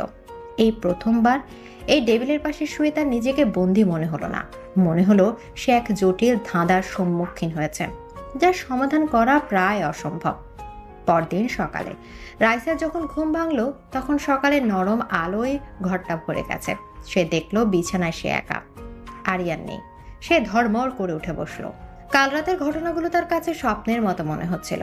ঠিক তখনই তার চোখ পড়লো বেডসাইড টেবিলের উপর। সেখানে একটি কাচের ফুলদানিতে রাখা আছে রক্তিম এক গোলাপ, আর তার পাশে রাখা একটা ছোট নোট। তোমার স্টুডিও অপেক্ষা করছে। নোটটাতে কোনো ভালোবাসার কথা ছিল না, কিন্তু কেন যেন রাইসার ভেতরটা একটু অন্যরকম অনুভূতিতে ভরে গেল। সে টেবিলে রাখা ব্রেকফাস্টের দিকে তাকালো। আরিয়ানের রুচি আর শাসনের ছাপ সবখানে স্পষ্ট। ব্রেকফাস্টের পর স্টুডিওতে রাইসা যখন স্টুডিওতে ঢুকলো, সে দেখলো আরিয়ান সেখানে আগে থেকে উপস্থিত। সে একটা ড্রাফটিং টেবিলের উপর ঝুঁকে রাইসার রাতের আঁকা স্কেচটা দেখছিল। আপনি এখানে? আপনার না অফিসে যাওয়ার কথা? আমার অফিস সেখানেই, যেখানে আমার সবচেয়ে মূল্যবান সম্পত্তিটা থাকে। এদিকে আরিয়ানের কথায় রাইসা আর প্রতিবাদ করল না। সে চুপচাপ নিজের কাজে মনোযোগ দেওয়ার চেষ্টা করলো। তোমার ডিজাইনের কনসেপ্টটা ইন্টারেস্টিং।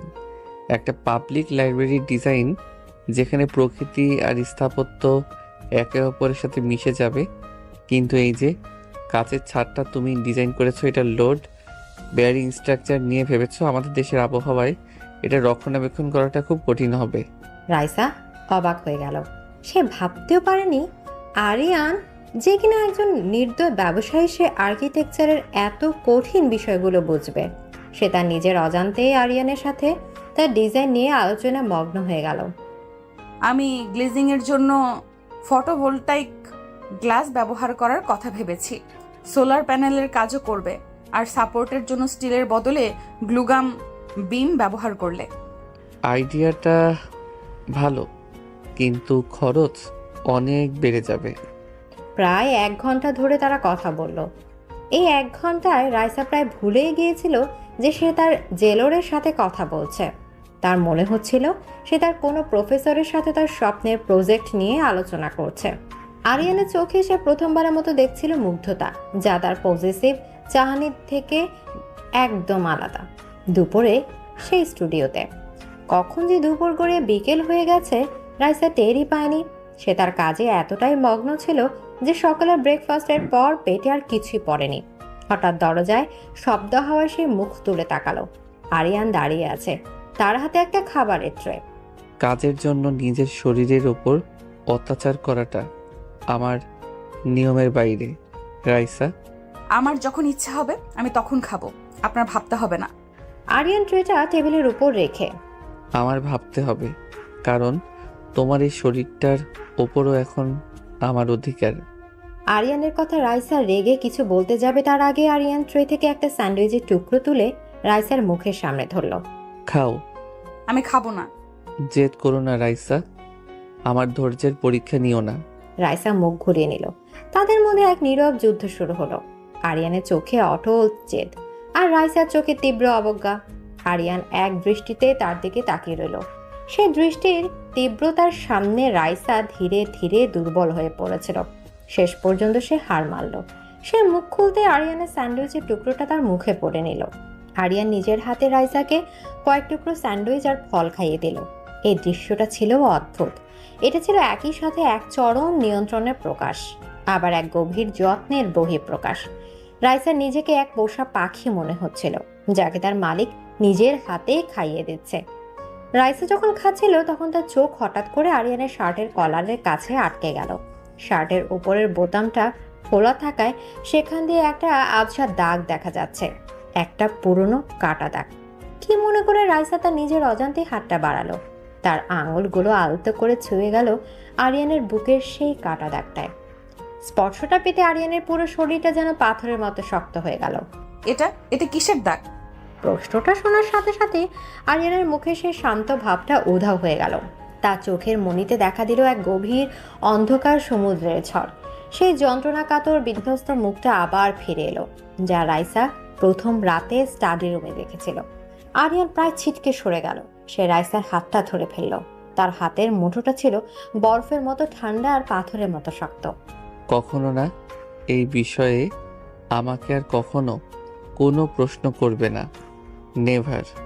কথা শেষ করে আরিয়ান প্রায় দৌড়ে ঘর থেকে বেরিয়ে গেল, যেন সে রাইসার কাছ থেকে নয়, নিজের অতীতের কাছ থেকে পালিয়ে যাচ্ছে। রাইসা একা বসে রইল সেই স্টুডিওতে। তার আঙুলের ডগায় তখনও লেগে আছে আরিয়ানের সেই দাগকে ছোঁয়ার অনুভূতি। সে প্রথমবার এই ডেভিলের বর্মের মধ্যে একটা ফাটল দেখতে পেল, আর সেই ফাটলের পেছনে লুকিয়ে থাকা রহস্যটা জানার জন্য তার ভেতরটা তীব্র কৌতূহলে ভরে গেল। এদিকে আরিয়ানের ঘর থেকে প্রায় পালিয়ে যাওয়ার পর স্টুডিওর সেই বিশাল ঘরটাতে একা দাঁড়িয়েছিল রাইসা। তার আঙুলের ডগায় তখনও লেগেছিল আরিয়ানের বুকের সেই দাগ কাটা ছোঁয়ার অনুভূতি। আরিয়ানের এই যন্ত্রণাকাতর মুখ আর পালিয়ে যাওয়াটা রাইসার মনের ভেতর তোলপাড় সৃষ্টি করেছিল। এই প্রথমবার তার মনে হলো এই ডেভিল শুধু তাকে বন্দি করেনি, সে নিজেও তার অতীতের এক ভয়ঙ্কর খাঁচায় বন্দি। সেদিন রাতে আরিয়ানের স্টাডি রুমের বাইরে রাতের খাবারটা রাইসা একাই খেয়েছিল। আরিয়ান ঘর থেকে বের হয়নি। বাড়ির সার্ভেন্টরা জানিয়েছিল সে স্টাডি রুমে নিজেকে বন্দি করে রেখেছে। রাত প্রায় 12টা বাজে, কিন্তু আরিয়ানের ঘর থেকে কোনো সারা শব্দ নেই। রাইসার বুকের ভেতরটা এক অজানা আশঙ্কায় ভারী হয়ে উঠল। সে অনেকক্ষণ নিজের সাথে যুদ্ধ করলো। তার মস্তিষ্ক বলছিল যে তোমাকে এত কষ্ট দেয় তার জন্য তোমার ভাবার দরকার নেই, কিন্তু তার মন মানছিল না। সে ধীর পায়ে এগিয়ে গেল আরিয়ানের স্টাডি রুমের দরজার সামনে। দরজাটা ভেতর থেকে বন্ধ। রাইসা দরজায় হালকা নক করে। আপনি ঠিক আছেন? ভেতর থেকে কোনো উত্তর এলো না। আমি জানি আপনি ভেতরে আছেন, প্লিজ দরজাটা খুলুন। আরিয়ান ভেতর থেকে ভেসে আসা গভীর শীতল গলায়, এখান থেকে চলে যাও রাইসা। আপনি দরজা না খুললে আমি এখানেই দাঁড়িয়ে থাকবো। কয়েক মুহূর্তের নীরবতা, তারপর একটা ক্লিক শব্দ করে দরজাটা খুলে গেল। ঘরের আলোটা ছিল খুব কম। আরিয়ান দাঁড়িয়ে ছিল ঘরের মাঝখানে, তার হাতে একটা হুইস্কির গ্লাস। তার চুলগুলো এলোমেলো, শার্টের হাতা গোটানো। তাকে দেখে মনে হচ্ছিল তার উপর দিয়ে একটা ঝড় বয়ে গেছে। তোমাকে না বলেছিলাম আমার থেকে দূরে থাকতে? আমার কথা কানে যায় না? আপনি আমার স্বামী, আপনার কি হয়েছে সেটা জানার অধিকার আমার আছে। অধিকার? তুমি অধিকারের কথা বলছো? আরিয়ান এক পা করে রাইসার দিকে এগিয়ে গেল।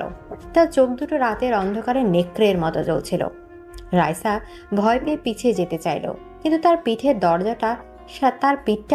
দরজার সাথে আটকে গেল। ঠিক আছে, আজ আমি তোমাকে তোমার অধিকার আর আমার অধিকার দুটোই বোঝাবো। কথা শেষ করে আরিয়ান তার হাতের গ্লাসটা পাশে ছুঁড়ে ফেলে দিল। সেটা ঝনঝন শব্দ করে ভেঙে টুকরো টুকরো হয়ে গেল। আরিয়ান দুই হাতে দরজাটা চেপে ধরে রাইসাকে পুরোপুরি আটকে ফেলল। আমার প্রথম অধিকার হলো তোমাকে ভালোবাসা, তীব্রভাবে, ভয়ঙ্করভাবে ভালোবাসা। সে রাইসার মুখের ওপর ঝুঁকে এলো। তার নিঃশ্বাসের সাথে হুইস্কির তীব্র গন্ধটা রাইসার মাথা ঘুরিয়ে দিচ্ছিল।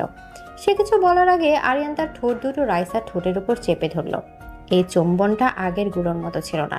এটাতে রাগ ছিল, যন্ত্রণা ছিল, কিন্তু সব কিছুকে ছাপিয়েছিল এক তীব্র মরিয়া আবেগ। আরিয়ান যেন তার সমস্ত কষ্ট, সমস্ত অধিকার এই চুম্বনের মাধ্যমে রাইসার মধ্যে প্রতিষ্ঠা করে দিতে চাইছে। রাইসার শ্বাস প্রশ্বাস ভারী হয়ে এলো। আরিয়ান রাইসার শুধু ঠোঁটে থেমে থাকলো না, সে তার মুখটা নামিয়ে আনলো রাইসার গলায়, তার কাঁধে। তার ভেজা উষ্ণ চুম্বন রাইসার শরীরে যেন আগুন ধরিয়ে দিচ্ছিল। রাইসার হাত দুটো যা এতক্ষণ তাকে বাধা দেওয়ার চেষ্টা করছিল, তা কখন যে আরিয়ানের শার্টের কলারটা খামচে ধরেছে সে নিজেও জানে না। আমার দ্বিতীয় অধিকার হলো তোমাকে অনুভব করা, তোমার শরীরের প্রতিটি অংশ, তোমার হৃদস্পন্দন, তোমার নিঃশ্বাস, সব কিছু অনুভব করার অধিকার শুধু আমার। আরিয়ানের হাত দুটো এবার রাইসার কোমর জড়িয়ে ধরলো। সে রাইসাকে টেনে নিজের শরীরের সাথে এমনভাবে মিশিয়ে নিল যে তাদের মধ্যে আর কোনো দূরত্ব রইল না। রাইসা তার বুকের ভেতরে আরিয়ানের হৃৎপিণ্ডের তীব্র ধুকপুকানি শুনতে পাচ্ছিল। তার শরীরটাই তীব্র পুরুষালী ঘনিষ্ঠতায় অবশ হয়ে আসছিল। আরিয়ান তার মুখটা তুলে আবার রাইসার দিকে তাকালো। তার চোখে আর সেই শীতল ভাবটা নেই, আছে শুধু তীব্র গভীর আবেগ। আর তোমার অধিকার কি জানো? কি? আমার এই যন্ত্রণার ভাগ নেওয়া, আমার এই অন্ধকার জগতের একমাত্র আলো হওয়ার অধিকার শুধু তোমার। কথা শেষ করে সে আবার রাইসাকে চুম্বন করতে লাগলো। এবার রাইসার বাধা দিল না। তার সমস্ত ভয়, সমস্ত দ্বিধা যেন এই তীব্র আবেগের আগুনে পুড়ে ছাই হয়ে যাচ্ছিল। সে তার স্বামী সে ভয়ঙ্কর কিন্তু আকর্ষণীয় ভালোবাসার কাছে আত্মসমর্পণ করলো। আরিয়ান যখন রাইসাকে ছাড়লো তখন দুজনেই হাঁপাচ্ছিল। আরিয়ান তার কপালটা রাইসার কপালের সাথে ঠেকিয়ে রাখলো। তার সেই ডেভিল সুলভ রূপটা উধাও। সেই জায়গায় ফুটে উঠেছে এক ক্লান্ত বিধ্বস্ত মুখ। আমাকে ছুঁয়ো না রাইসা, আমার ভেতরটা বিষে ভরা, আমার অতীতটা একটা অভিশাপ। সেই অভিশাপের ছোঁয়া আমি তোমাকে লাগতে দিতে চাই না। এই প্রথমবার আরিয়ান তার দুর্বলতা প্রকাশ করলো। তার এই কথায় রাইসা বুঝতে পারলো দুপুরে তার পালিয়ে যাওয়ার কারণ রাগ ছিল না, ছিল ভয়। তাকে নিজের অন্ধকার অতীত থেকে রক্ষা করার ভয়। এখন যাও এখান থেকে। আরিয়ান ঘুরে দাঁড়িয়ে ঘরের অন্য প্রান্তে চলে যেতে চাইল, যেন সে আবার নিজের চারপাশে সেই অদৃশ্য দেয়ালটা তুলে নিতে চাইছে। কিন্তু এবার রাইসা তাকে পালাতে দিল না। রাইসা দ্রুত এগিয়ে গিয়ে আরিয়ানের হাতটা ধরে ফেলে। পালাবেন না। আরিয়ানের বলিষ্ঠ শরীরটা থেমে গেল। সে ঘুরে তাকালো না, কিন্তু তার হাতটাও ছাড়িয়ে নিল না। সে শুধু স্থির হয়ে দাঁড়িয়ে রইল। স্টাডি রুমে সেই আবছা আলোয় ভাঙা কাঁচের টুকরোগুলোর মাঝে রাইসা তার টেবিল স্বামীর হাতটা শক্ত করে ধরে দাঁড়িয়ে রইল। এই প্রথমবার শিকারী তার শিকারীর হাত ধরে তাকে থামতে বলছে। এই প্রথমবার খাঁচার পাখিটা তার জেলরের ক্ষতটাকে ছুঁয়ে দেখতে চাইছে। আর তাদের দুজনের মধ্যে থাকা সম্পর্কের সমীকরণটা সেই মুহূর্তে এক নতুন জটিল এবং তীব্র রোমান্টিক দিকে মোড় নিল। আরিয়ানের হাতটা ধরে ফেলে রাইসা যেন এক ঘুমন্ত সিংহকে জাগিয়ে তুলেছিল। আরিয়ান স্থির হয়ে দাঁড়িয়েছিল, তার চওড়া পিঠটা রাইসার দিকে। ঘরে গামছা অন্ধকারে তার ছায়াটা এমনভাবে দেয়ালে পড়েছিল যেন এক আহত দৈত্য দাঁড়িয়ে আছে। হাত ছাড়ো রাইসা। না। আমার কথা শুনতে পাওনি? বললাম হাত ছাড়ো, না হলে। না হলে কি? আবার আমাকে কষ্ট দেবেন? দিন, আপনার দেওয়া কষ্ট এখন আমার অভ্যাস হয়ে গেছে। কিন্তু আজ আমি আপনার ভেতরের কষ্টটার কারণ না জেনে এখান থেকে এক পাও নড়ব না। রাইসার এই অপ্রত্যাশিত দৃঢ়তার আরিয়ানের বলিষ্ঠ শরীরটা যেন কেঁপে উঠল। সে ধীরে ধীরে রাইসার দিকে ঘুরল। তার চোখ দুটো ছিল যন্ত্রণায় লাল। সেই চোখে আর আগে সেই টেবিল সুলভ শাসন ছিল না, ছিল এক গভীর বিধ্বস্ত অসহায়ত্ব। তুমি কি জানতে চাও আমার এই অভিশপ্ত জীবনের কথা, যে জীবনে শুধু অন্ধকার আর অনুশোচনা ছাড়া আর কিছুই নেই? আমি সেই অন্ধকারেই আলো হয়ে থাকতে চাই। রাইসার মুখ থেকে কথাটা নিজের অজান্তেই বেরিয়ে এলো। কথাটা শোনার পর আরিয়ানের চেহারার কঠিন ভাবটা যেন এক মুহূর্তে ভেঙে পড়ল। সে আর নিজেকে ধরে রাখতে পারল না। সে পাশের একটা সোফায় বসে পড়ল এবং 2 হাতে নিজের মুখটাও ঢেকে ফেলল। তার চওড়া কাঁধটা আবেগের তীব্রতায় অল্প অল্প কাঁপছিল। যে মানুষটি কয়েকদিন ধরে তার উপর স্টিম রোলারের মতো শাসন চালিয়েছে, আজ তার এই ভেঙে পড়া রূপটা দেখে রাইসার ভেতরটা মোচড় দিয়ে উঠল। তার সমস্ত ভয়, সমস্ত রাগ ধুয়ে গিয়ে সেই জায়গায় জন্ম নিল এক তীব্র মায়া। রাইসা ধীর পায়ে এগিয়ে গেল। সে আরিয়ানের সামনে মেঝেতে হাঁটু গেড়ে বসল। তারপর খুব সাবধানে কাঁপা কাঁপা হাতে সে আরিয়ানের মাথা থেকে তার হাতটা সরালো। সে দেখল আরিয়ানের চোখ দুটো জলে ছল ছল করছে। যে চোখে সে শুধু রাগ আর অধিকার দেখেছে, আজ সেই চোখে সে দেখল সমুদ্রের মতো গভীর কষ্ট। প্লিজ বলুন কি হয়েছে আপনার সাথে। আমাকে আপনার কষ্টের ভাগ নিতে দিন। তুমি ভাগ নিতে পারবে না রাইসা। এই ভার অনেক বেশি। এই ভার আমাকে গত 7 বছর ধরে জীবন্ত পুড়িয়ে মারছে। রাইসা কোনো কথা না বলে তার হাতটা বাড়িয়ে আরিয়ানের গালটা আলতো করে স্পর্শ করলো। তার আঙুলের ডগা দিয়ে সে আরিয়ানের চোখের কোণ থেকে গড়িয়ে পড়া এক ফোঁটা জল মুছে দিল। রাইসার এই নরম স্পর্শটা ছিল যেন শেষ আঘাত। আরিয়ানের সমস্ত নিয়ন্ত্রণ ভেঙে গেল। সে এক ঝটকায় রাইসাকে নিজের বুকের কাছে টেনে নিল। সে রাইসাকে জড়িয়ে ধরে তার কাঁধে মুখ গুজল, ঠিক যেমন এক অসহায় শিশু তার মায়ের কাছে আশ্রয় খোঁজে। রাইসা তার পিঠে আরিয়ানের উষ্ণ নিঃশ্বাস আর চোখের জলের ভেজা অনুভূতি পাচ্ছিল। রিয়া, ওর নাম ছিল রিয়া। রাইসা চুপ করে রইল। সে শুধু তার হাতটা আরিয়ানের পিঠের উপর রাখলো, তাকে ভরসা দেওয়ার জন্য। ও ছিল আমার বেস্ট ফ্রেন্ড, আমার খেলার সাথী, আমার চেয়ে 2 বছরের ছোট ছিল, আমার সব পাগলামির একমাত্র সঙ্গী। ওই ছবিটা যেটা তুমি দেখেছিলে ওটা ওরই ছবি। আরিয়ান বলতে লাগলো সেই ভয়ঙ্কর রাতের কথা। এক বৃষ্টির রাতে তারা গাড়ি নিয়ে লং ড্রাইভে বেরিয়েছিল। গাড়িটা আরিয়ান চালাচ্ছিল।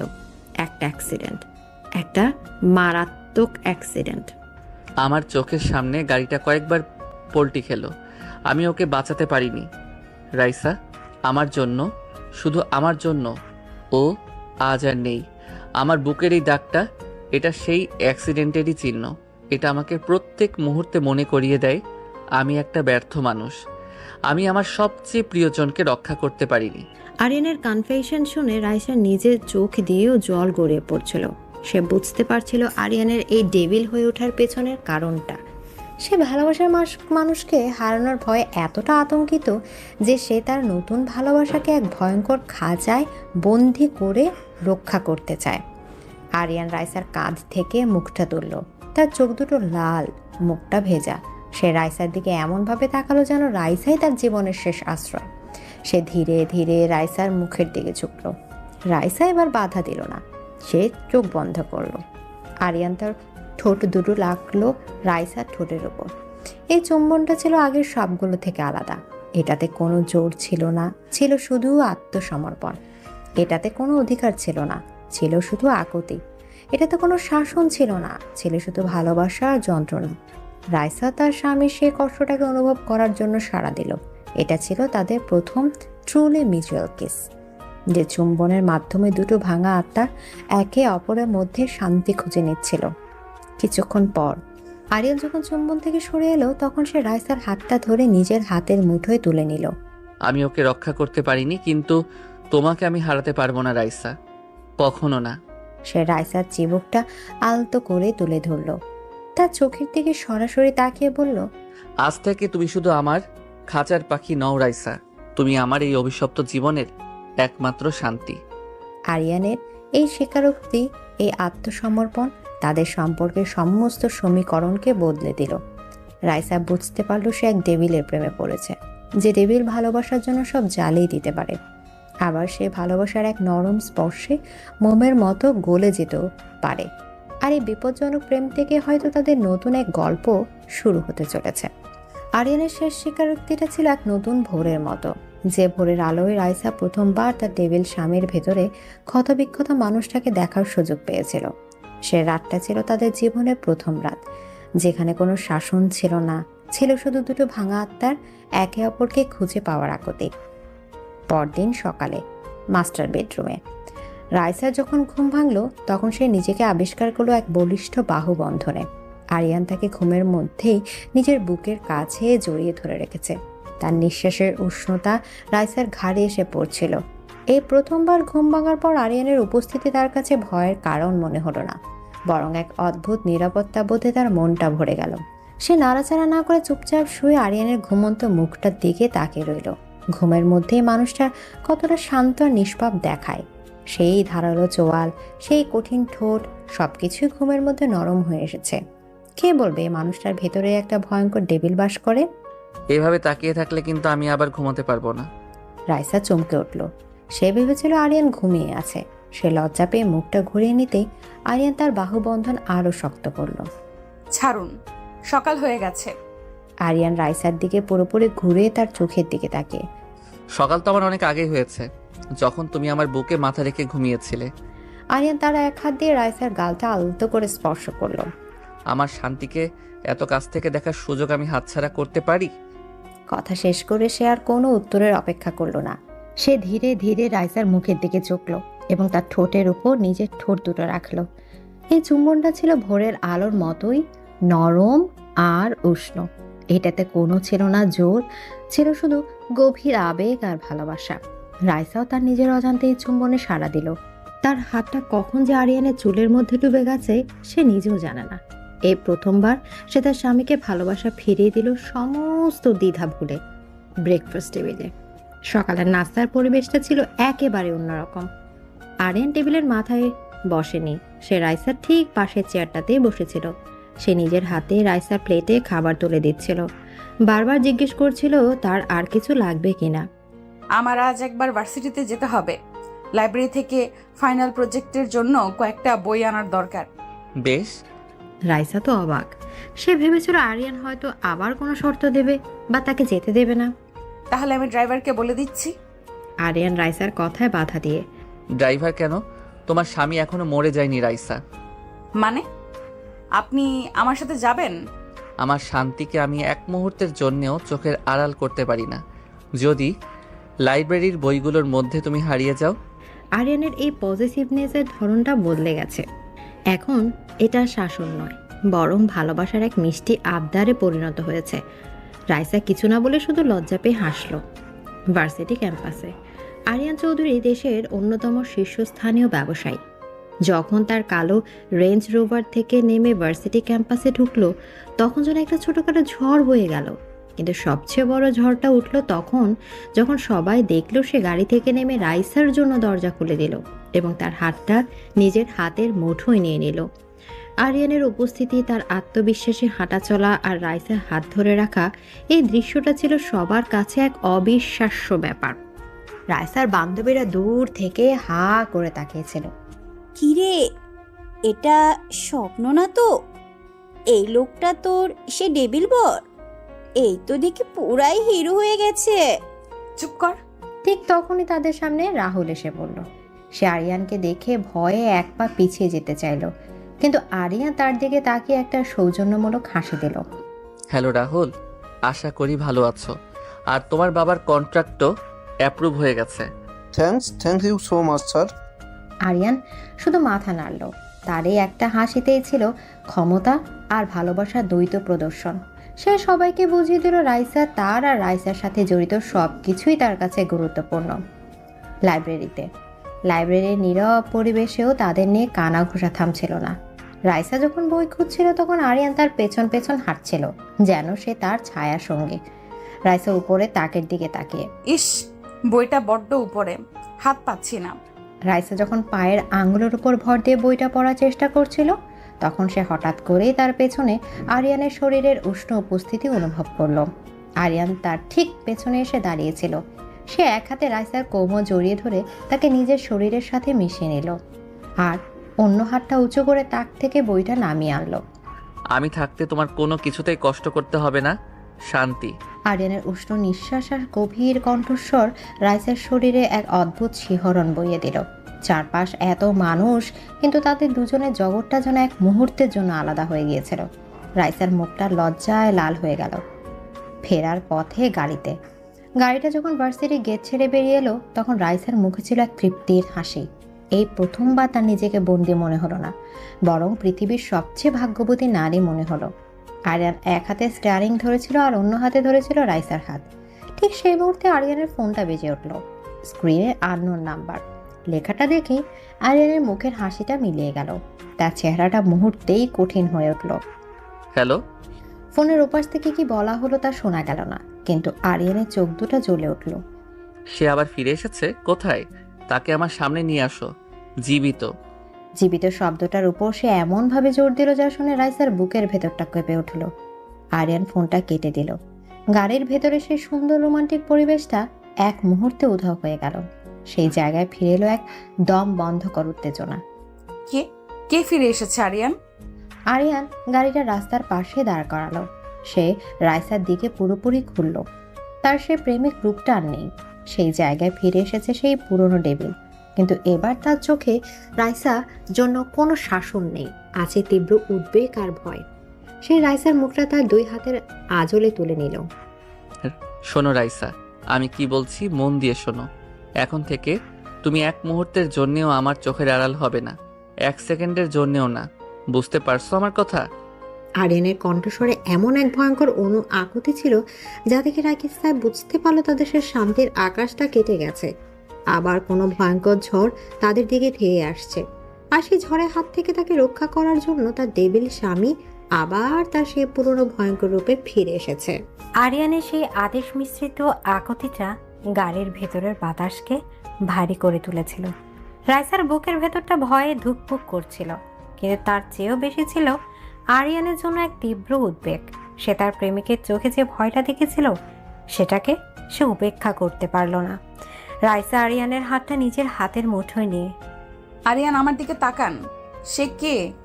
কে সে? কিসের বিপদ? আমাকে বলুন প্লিজ।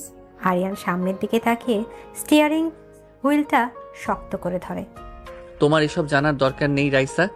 তুমি শুধু জানবে এখন থেকে তুমি আমার অনুমতি ছাড়া এক পাও নড়বে না। না, আমাকে জানতে হবে। আপনি আমাকে আপনার শান্তি বলেছেন, তাহলে আপনার অশান্তির কারণটা জানার অধিকার কি আমার নেই? আমাকে আপনার দুর্বলতা ভাববেন না আরিয়ান, আমাকে আপনার শক্তি বানান। রাইসার এই অপ্রত্যাশিত কথায় আরিয়ান চমকে তার দিকে তাকালো। রাইসার চোখে সে ভয় নয়, দেখলো এক দৃঢ় আস্থার ভালোবাসা। যে মেয়েটা কিছুদিন আগেও তাকে ভয় পেত, আছে তার পাশে দাঁড়ানোর শক্তি দেখাচ্ছে। আরিয়ানের সে ডেভিল সুলভ কঠিন মুখটা এক মুহূর্তের জন্য নরম হয়ে এলো। বাড়িতে চলো, সব বলছি। চৌধুরী মেনশনে বাড়িতে ঢোকার মুখেই রাইসা বুঝতে পারলো পরিবেশটা বদলে গেছে। গেটের সামনে সিকিউরিটি গার্ডের সংখ্যা দ্বিগুণ। বাড়ির চারপাশে আজ ছিল সাধারণের চেয়ে অনেক বেশি তৎপরতা। তাদের সুন্দর ভালোবাসার আশ্রয়টা যেন এক মুহূর্তে এক দুর্গে পরিণত হয়েছে। আরিয়ান রাইসাকে নিয়ে সোজা তার স্টাডি রুমে ঢুকলো। এই সেই ঘর যেখানে সে প্রথমবার আরিয়ানের যন্ত্রণা কাতর রূপটা দেখেছিল। আরিয়ান দরজাটা বন্ধ করে দিল এবং রাইসাকে সোফায় বসতে বলল। ভিক্টর রয় চৌধুরী। কে সে? আমার চাচাতো ভাই। সম্পর্কে সেও চৌধুরী, কিন্তু এই নামটা সে ব্যবহার করে না। আজ থেকে প্রায় 25 বছর আগে আমার বাবা আর তার বাবার মধ্যে কোম্পানির মালিকানা নিয়ে ঝামেলা হয়েছিল। আমার চাচা হেরে গিয়েছিলেন। অপমানে লজ্জায় তিনি সপরিবারে আলাদা হয়ে যান এবং কয়েক বছর পর সুইসাইড করেন। রাইসা স্তব্ধ হয়ে শুনছিল। ভিক্টর তখন অনেক ছোট। সে তার বাবার মৃত্যুর জন্য আমাদের পরিবারকে, বিশেষ করে আমাকে দায়ী করে। সে মনে করে আমি তার সবকিছু কেড়ে নিয়েছি। কিন্তু রিয়ার সাথে এর কি সম্পর্ক? যেটাকে আমি এতদিন অ্যাক্সিডেন্ট ভেবে এসেছি সেটা আসলে অ্যাক্সিডেন্ট ছিল না রাইসা। আরিয়ানের গলাটা ধরে আসছিল। ওটা একটা সাজানো হত্যাকাণ্ড ছিল। ভিক্টরের প্রথম প্রতিশোধ। সে আমাকে মারতে চেয়েছিল। সেদিন গাড়িটা আমারই চালানোর কথা ছিল, কিন্তু শেষ মুহূর্তে রিয়া গাড়ির স্টিয়ারিংয়ে বসে। ভিক্টরের লোকরা ভুলে করে আমার জায়গায় রিয়াকে। আরিয়ান আর কথাটা শেষ করতে পারল না। তার সমস্ত শরীরটা কাঁপছিল। রাইসা ছুটে গিয়ে আরিয়ানের পাশে বসলো। সে তার হাতটা শক্ত করে ধরল। আজ সে প্রথমবার তার স্বামীর এই ভয়ঙ্কর অতীতের সম্পূর্ণ ছবিটা দেখতে পেল। সে বুঝতে পারল আরিয়ানের এই অতিরিক্ত পজিটিভনেস, এই শাসন সবকিছুর পেছনে লুকিয়ে আছে তার প্রিয়জনকে আবারও হারানোর এক তীব্র ভয়। কিছুক্ষণ পর আরিয়ানের হেড অফ সিকিউরিটি রাশেদ ঘরে ঢুকলো। সে আরিয়ানের সামনে কিছু ফাইল রাখলো। স্যার, খবর কনফার্মড ডিরেক্টর দেখে ফিরেছে। এয়ারপোর্টের ফুটেজে তাকে দেখা গেছে। আমি বাড়ির চারপাশে একটা ফাঁকও দেখতে চাই না রাশেদ। প্রত্যেকটা এন্ট্রি আর এক্সিট পয়েন্টে 24 ঘন্টা নজর থাকবে। ম্যাডামের সিকিউরিটি 3 গুণ বাড়িয়ে দাও। তার স্টুডিওর বাইরেও 2 জন গার্ড থাকবে। ইয়ে স্যার। রাশেদ চলে যাওয়ার পর আরিয়ান রাইসার দিকে ঘুরল। তার সেই কঠিন বাবুসাহের রূপটা মিলিয়ে গিয়ে আবার ফিরে এলো সেই প্রেমিক সত্তা। সে রাইসার হাত ধরে তাকে টেনে তুলল এবং জানালার কাছে নিয়ে গেল।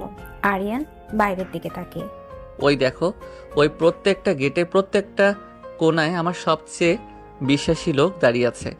এই বাড়ির দেয়াল ভেদ করে একটা মশা ঢোকারও অনুমতি নেই। সে রাইসাকে নিজের দিকে ঘোরালো। তার 2 হাত দিয়ে রাইসার মুখটা তুলে ধরল। আর তুমি তো শুধু এই বাড়িতেই থাকো না রাইসা, তুমি থাকো আমার হৃৎপিণ্ডের ভেতরে। কথা শেষ করে সে রাইসার ঠোঁটে একটা গভীর চুম্বন করলো। এই চুম্বনে ছিল ভালোবাসা, আস্থা আর তীব্র অধিকারবোধ। আমি বেঁচে থাকতে তোমার গায়ে একটা আঁচড়ও পড়তে দেব না, এটা আমার শপথ। আরিয়ান জরুরি মিটিংয়ে ব্যস্ত হয়ে পড়ার পর রাইসা তার স্টুডিওতে চলে এলো। তার চারপাশ কড়া নিরাপত্তা, কিন্তু তার মনটা ছিল অস্থির।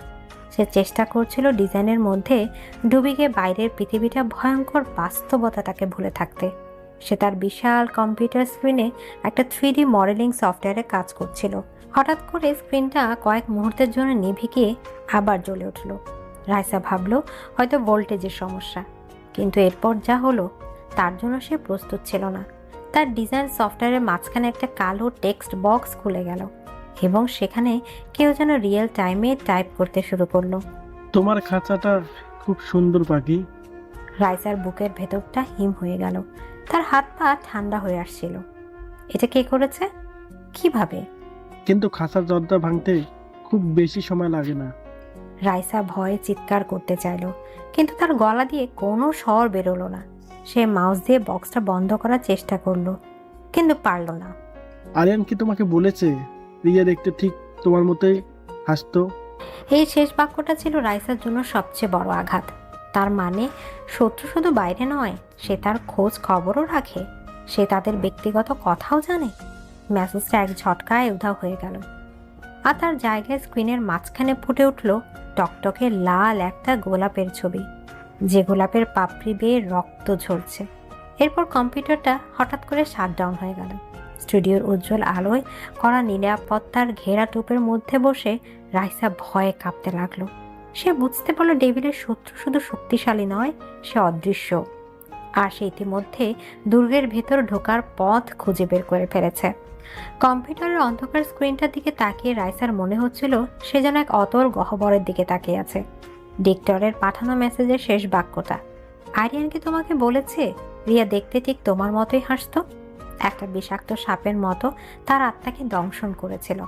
তার মানে শত্রু শুধু তার অস্তিত্ব সম্পর্কেই জানে না, সে তাদের সম্পর্কের সবচেয়ে দুর্বল এবং যন্ত্রণাদায়ক জায়গাটাও চেনে। কয়েক মুহূর্তের জন্য তার পুরো শরীরটা অবশ হয়ে গিয়েছিল। তারপর তার ভেতর থেকে একটা তীব্র চিৎকার বেরিয়ে এলো। আরিয়ান! তার আর্তনাদ রাতের নীরবতা ছিন্ন ভিন্ন করে দিল। স্টুডিওর বাইরে থাকা গার্ডরা এক ঝটকায় দরজা খুলে ভেতরে ঢুকলো, আর তাদের পেছন পেছন প্রায় ঝড়ের বেগে ঘরে প্রবেশ করলো আরিয়ান। তার মিটিং অসমাপ্ত রেখে সে ছুটে এসেছে। সে রাইসাকে দেখলো, ভয়ে ফ্যাকাশে কাঁপতে থাকা রাইসা, যে তার হাতটা দিয়ে কম্পিউটারের অন্ধকার স্ক্রিনটার দিকে ইশারা করছে। কম্পিউটার, একটা মেসেজ। ওখানে, এই বাড়ির ভেতরে। আরিয়ানের মুখের কোমল ভাবটা এক মুহূর্তে উধাও হয়ে গেল। তার চেহারাটা গ্রানাইট পাথরের মতো কঠিন হয়ে উঠল। সে এক লাফে কম্পিউটারের কাছে গেল, কিন্তু স্ক্রিনটা তখন পুরোপুরি অন্ধকার। এক্ষুনি আমার সাইবার সিকিউরিটির হেডকে লাইনে নাও। এই বাড়ির সমস্ত ইন্টারনাল নেটওয়ার্ক, ওয়াইফাই সব কিছু শাটডাউন করে দাও। এই রুমটা সিল করো। আমার অনুমতি ছাড়া এখানে কেউ ঢুকবে না। তার আদেশগুলো ছিল এক আর্মি জেনারেলের মতো। গার্ডরা সঙ্গে সঙ্গে কাজে লেগে গেল। আরিয়ান তার সেই রুথলেস সিইও এর রূপে ফিরে গিয়েছিল, কিন্তু পরক্ষণে সে ঘুরল এবং রাইসার দিকে তাকালো। তার সেই কঠিন রূপটা আবার গলে জল হয়ে গেল। সে দ্রুত পায়ে রাইসার কাছে এসে তাকে নিজের বুকে জড়িয়ে ধরল। রাইসার কাঁপতে থাকা শরীরটাকে সে তার বলিষ্ঠ বাহু বন্ধনে আশ্রয় দিল। আমি এখানে, আমি আছি, ভয় পেও না। শান্তি, নিঃশ্বাস নাও, আমার সাথে নিঃশ্বাস নাও। আরিয়ানের বুকের ধুকপাগানের শব্দ আর তার গলার স্বরের গভীরতায় রাইসার ভয়টা একটু একটু করে কমতে লাগলো।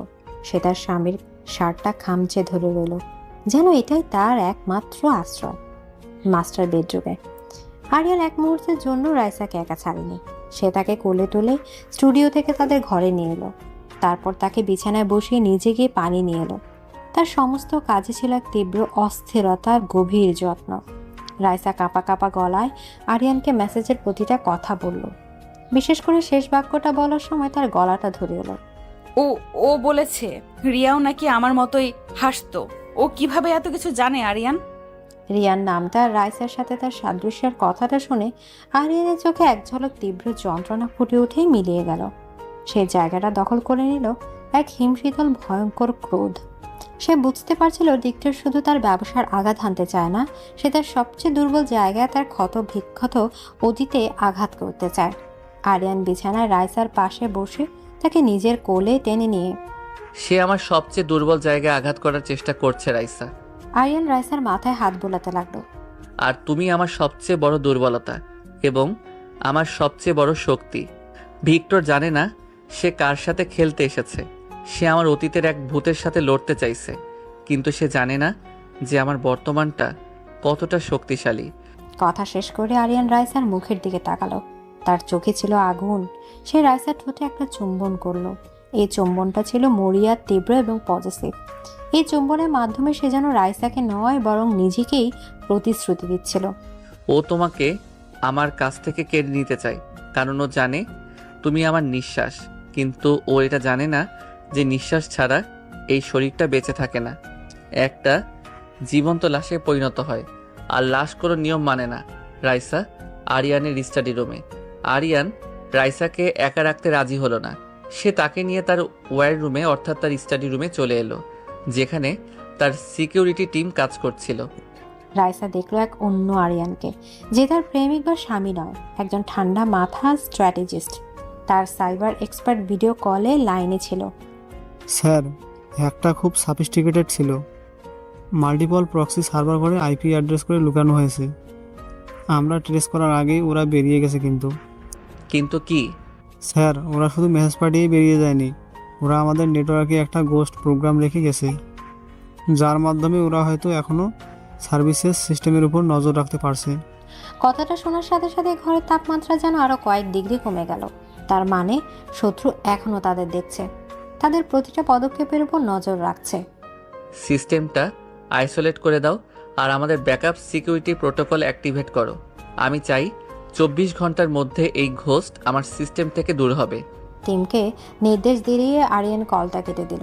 সে ঘরের বিশাল স্ক্রিনের দিকে তাকিয়েছিল, যেখানে বাড়ির প্রত্যেকটা কোণার সিসিটিভি ফুটেজ দেখা যাচ্ছিল। রাইসা তখন চুপ করে সব দেখছিল। সে তার স্বামীর কাঁধে কতটা দায়িত্ব, কতটা বিপদ তা আজ কাছ থেকে দেখল। তার আর ভয় করলো না, বরং আরিয়ানের জন্য তার মায়া হতে লাগলো। সে ধীর পায়ে আরিয়ানের পেছনে গিয়ে দাঁড়ালো। তারপর কিছু না বলে তার 2 হাত দিয়ে আরিয়ানের কোমর জড়িয়ে ধরে তার চওড়া পিঠে মাথা রাখলো। আমরা একসাথে এর মোকাবেলা করব আরিয়ান। আরিয়ান রাইসার হাতের উপর নিজের হাতটা রাখলো। তার কঠিন মুখটা একটু নরম হলো। সে রাইসার দিকে ঘুরলো আর রাইসাকে নিজের বাহু বন্ধনে নিল। হ্যাঁ, আমরা করব, কিন্তু তার আগে আমাকে একটা পুরনো হিসাব মেটাতে হবে। মানে? আরিয়ান রাইসার চোখের দিকে সরাসরি তাকিয়ে। কাল আমরা একটা জায়গায় যাব।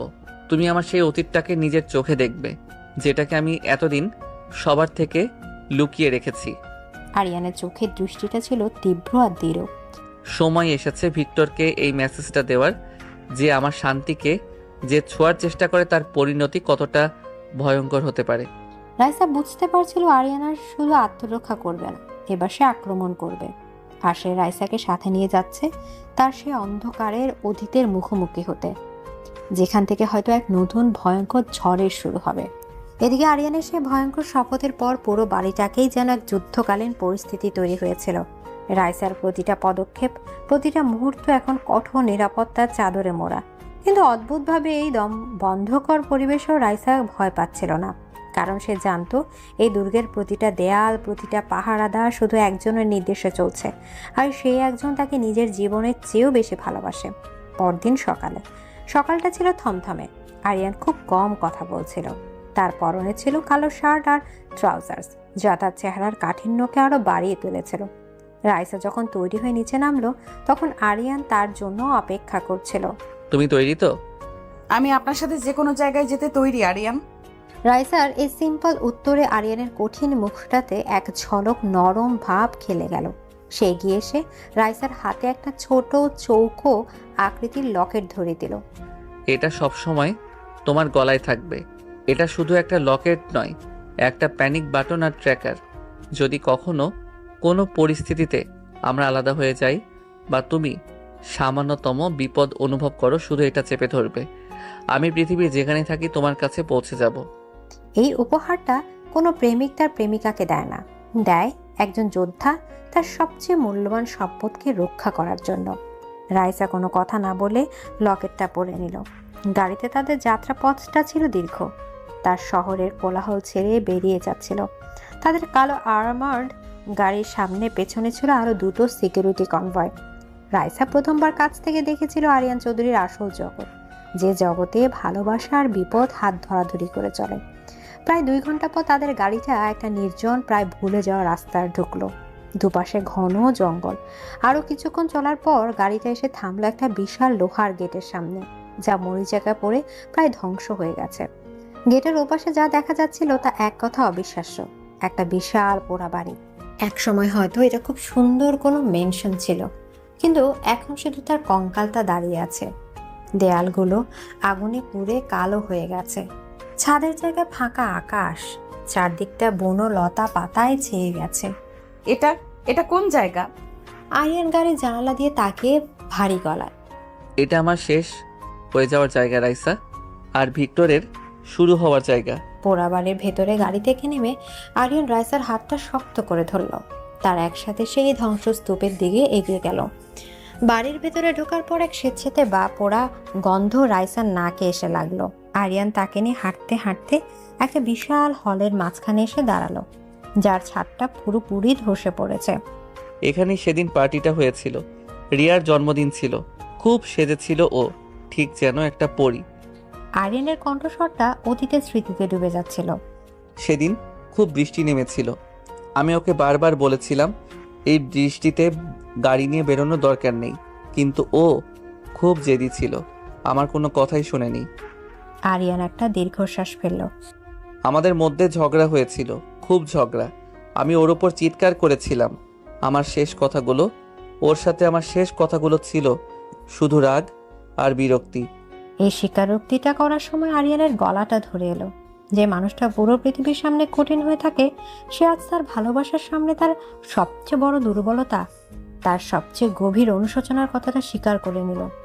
রাইসা আরিয়ানের হাতটা আরো শক্ত করে ধরে। এটা আপনার ভুল ছিল না আরিয়ান। যা হওয়ার ছিল তা হয়েছে। এর পরিণাম আপনি নিজেকে দোষ দিতে পারেন না। পারি না? আমি যদি সেদিন ওর সাথে ওইভাবে ঝগড়া না করতাম, তাহলে হয়তো ও জেদ করে গাড়িটা নিয়ে বের হতো না। আমি যদি ওর পিছু পিছু যেতাম, তাহলে হয়তো। রাইসা আরিয়ানের কষ্টটা সহ্য করতে পারছিল না। সে আরিয়ানকে থামিয়ে দিয়ে তাকে নিজের বুকের কাছে জড়িয়ে ধরল।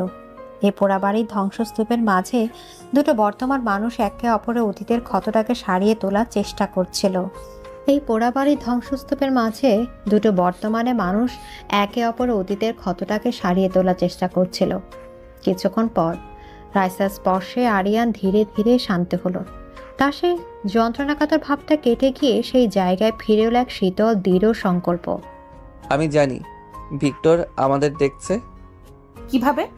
এই জায়গাটা ওর কাছে একটা ট্রফির মতো, যে জায়গায় সে প্রথমবার আমাকে হারাতে পেরেছিল। আমি নিশ্চিত এই ধ্বংস স্তূপের প্রতিটি কোণায় ওর চোখ লুকানো আছে, হয়তো কোনো ড্রোন বা হিডেন ক্যামেরা। কথাগুলো বলে আরিয়ান রাইসাকে নিয়ে হলের এমন একটা জায়গায় দাঁড়ালো যেখানটা সবচেয়ে বেশি উন্মুক্ত। সে এমনভাবে দাঁড়ালো যেন সে জেনে শুনে নিজেকে এবং রাইসাকে শত্রুর ক্যামেরার সামনে প্রদর্শন করছে। তারপর সে যা করলো তা ছিল ভিক্টরের জন্য একরকম চরম বার্তা। আরিয়ান তার 2 হাত দিয়ে রাইসার মুখটা তুলে ধরল। তারপর সেই ধ্বংস আর মৃত্যুর স্মৃতি বিজড়িত জায়গায় দাঁড়িয়ে তার অদৃশ্য শত্রুর চোখের সামনে সে রাইসার ঠোঁটে একটা গভীর, তীব্র এবং আবেগী চুম্বন করল। এই চুম্বনটা ছিল একটা ঘোষণা। এটা ছিল ছাই থেকে জেগে ওঠা ফিনিক্স পাখির মতো। এই চুম্বনের মাধ্যমে আরিয়ান তার শত্রুকে বুঝিয়ে দিল, তুমি আমার কাছ থেকে আমার অতীত কেড়ে নিয়েছিলে, কিন্তু আমার বর্তমানকে তুমি স্পর্শ করতে পারবে না। চুম্বন থেকে সরে এসে আরিয়ান রাইসাকে নিজের বুকের কাছে আগলে রাখলো। তারপর সে সরাসরি সামনের দিকে তাকালো, যেন সে অদৃশ্য কোনো ক্যামেরার লেন্সের দিকেই তাকিয়ে আছে। তার চোখে ছিল শীতল আগুন। দেখছিস ভিক্টর, তুই আমার কাছ থেকে আমার অতীত কেড়ে নিয়েছিলি সত্যি, কিন্তু আমার বর্তমান আর আমার ভবিষ্যৎ দুটোই এখানে আমার বাহু বন্ধনে দাঁড়িয়ে আছে। সে এক মুহূর্তের জন্য থামলো। আর ওর গায়ে একটা আঁচড় লাগার আগে আমি তোকে পাতালে থেকেও খুঁজে বের করব। And this time I won't fail. কথাগুলো শেষ করে আরিয়ান এক মুহূর্ত সেখানে দাঁড়ালো না। সে রাইসাকে প্রায় নিজের শরীরের সাথে মিশিয়ে নিয়ে সে পোড়া বাড়ি থেকে বেরিয়ে গেল। পেছনে ফেলে এলো তার অতীতের ছাই, আর বাতাসে ছড়িয়ে দিল তার ভবিষ্যতের জন্য এক ভয়ঙ্কর যুদ্ধের ঘোষণা। পোড়া বাড়ি থেকে ফেরার পুরো পথটা গাড়ির ভেতর ছিল এক অদ্ভুত নীরবতা, কিন্তু এটা সেই আগের দম বন্ধকর নীরবতা ছিল না। এই নীরবতার মধ্যে ছিল উত্তেজনা, সংকল্প আর দুজনের একে অপরের প্রতি গভীর আস্থা। আরিয়ান স্টিয়ারিং ধরেছিল, তার চোখ ছিল রাস্তার উপর, কিন্তু তার পুরো মনোযোগটা ছিল তার পাশে বসে থাকা রাইসার দিকে। আর রাইসা তাকিয়েছিল আরিয়ানের দিকে, যে মানুষটা কিছু ঘন্টা আগেও তার কাছে ছিল এক ভয়ঙ্কর রহস্য, আর এখন সে তার জীবনের সবচেয়ে খোলা পাতা। আপনি যা করলেন ওটা কি ঠিক ছিল? ভিকটিমকে ওভাবে সরাসরি উস্কে দেওয়াটা? ভুল বা ঠিকের সময় এখন আর নেই রাইসা, এখন শুধু জয় আর পরাজয়ের প্রশ্ন। এতদিন ও ছায়ার আড়াল থেকে আমার সাথে খেলছিল, আজ আমি ওকে বাধ্য করলাম সেই ছায়া থেকে বেরিয়ে আসতে। লুকোচুরি খেলা শেষ হবে সামনাসামনি। রাইসা আরিয়ানের হাতটা নিজের হাতের উপর রেখে, এই যুদ্ধে আমিও আপনার সাথে আছি আরিয়ান। রাইসার এই কথা এবং তার স্পর্শে আরিয়ানের কঠিন মুখটা একটু নরম হয়ে এলো। আমাকে বলুন আমি আপনাকে কিভাবে সাহায্য করতে পারি। আমাকে শুধু আগলে রাখার চেষ্টা করবেন না, আমাকে আপনার সঙ্গী বানান। তুমি আমার পাশে আছো, এটাই আমার সবচেয়ে বড় শক্তি। কিন্তু আমি জানি তুমি শুধু পাশে দাঁড়িয়ে দেখার জন্য জন্মাওনি, তোমার বুদ্ধি আর সাহস দুটোই আছে। আরিয়ান রাইসার হাতের উপর নিজের হাতটা রেখে হালকা চাপ দিয়ে। আরিয়ানের এই স্বীকৃতি রাইসার মনে এক নতুন আত্মবিশ্বাস এনে দিল। সে আর শুধু একজন রক্ষিতা নয়, সে এই যুদ্ধের একজন সৈনিক। চৌধুরী মেনশনে ওয়ার রুমে বাড়িতে ফিরতেই আরিয়ান তার হেড অফ সিকিউরিটি রাশেদকে নিয়ে তার ওয়ার রুমে বসে গেল। এবার সে রাইসাকেও সাথে নিয়ে বসলো। ঘরের বিশাল ডিজিটাল স্ক্রিনে তখন চৌধুরী মেনশনে ব্লুপ্রিন্ট, সিকিউরিটি লেআউট এবং গার্ডদের পজিশন দেখাচ্ছিল। স্যার, ডিরেক্টরের সব পরিচিত আস্তানায় আমরা নজর রাখছি, কিন্তু সে খুব দ্রুত সে নিজের কোনো চিহ্নই রাখছে না। ও নিজের চিহ্ন রাখবে না রাশেদ, ও অন্য কাউকে ব্যবহার করবে, এমন কাউকে যাকে আমরা সন্দেহ করতে পারবো না। রাইসা চুপ করে সব শুনছিল। তার চোখ ছিল স্ক্রিনে ভেসে থাকা বাড়ির বিশাল ব্লু প্রিন্টের উপর। একজন আর্কিটেক্ট হিসেবে একটা বাড়ির গঠন, তার গোপন পথ, তার দুর্বল জায়গাগুলো তার চেয়ে ভালো আর কেউ জানে না। ভিকটিম যদি বাইরে থেকে আক্রমণ করতে না পারে আর ভেতরের নেটওয়ার্কও যদি আপনার নিয়ন্ত্রণে থাকে, তাহলে সে এমন কোনো পথ ব্যবহার করবে যা আপনাদের এই ডিজিটাল ম্যাপে নেই। রাইসা স্ক্রিনের একটি নির্দিষ্ট জায়গায় আঙুল রেখে, এই যে পুরনো স্টোর রুমটা, যেটা এখন প্রায় ব্যবহারই হয় না, এটার পাশেই তো বাড়ির পুরনো ওয়াটার ড্রেজিং সিস্টেমের মূল লাইনটা গেছে। এই লাইনটা প্রায় 500 বছরের পুরনো। এটা কি এখনো কার্যকর আছে? না ম্যাডাম, 10 বছর আগেই ওটা বন্ধ করে নতুন সিস্টেম করা হয়েছে। ওটা এখন পরিত্যক্ত। ঠিক তাই, পরিত্যক্ত জায়গায় হলো অনুপ্রবেশের জন্য সবচেয়ে নিরাপদ জায়গা। এই টানেলটা বাড়ির কোথা থেকে শুরু হয়ে কোথায় শেষ হয়েছে তার কোনো রেকর্ড কি আপনাদের কাছে আছে? রাশেদ আর আরিয়ান একে অপরের দিকে তাকালো। রাইসা এমন একটা সম্ভাবনার কথা বলেছে যা তাদের কারো মাথাতেই আসেনি। মানে এক্ষুনি একটা টিম নিয়ে ওই টানেলটা পরীক্ষা করো, ভেতরে বাইরে সবটা সিল করে দাও। রাশেদ চলে যাওয়ার পর আরিয়ান মুগ্ধ দৃষ্টিতে রাইসার দিকে তাকালো। তার চোখে ছিল বিস্ময় আর তীব্র গর্ব। রাতে মাস্টার বেডরুমে ব্যালকনিতে দীর্ঘ একটা উত্তেজনাপূর্ণ দিনের পর রাতের আকাশটা ছিল অস্বাভাবিক শান্ত। রাইসা ব্যালকনিতে দাঁড়িয়েছিল। আরিয়ান কখন যে নিঃশব্দে তার পেছনে এসে দাঁড়িয়েছে সে সেটা টেরই পায়নি। আরিয়ান তার 2 হাত দিয়ে রাইসার কোমর জড়িয়ে ধরে তাকে নিজের বুকের কাছে টেনে দিল। তার চিবুকটা রাখলো রাইসার কাঁধের উপর। আজ তুমি আমাকে আবার অবাক করে দিয়েছো রাইসা। রাইসা আরিয়ানের হাতের উপর নিজের হাত রেখে, কেন? আমি আপনার স্ত্রী। আপনার দুর্গে যদি কোনো ফাটল থাকে সেটা খুঁজে বের করা তো আমারই দায়িত্ব।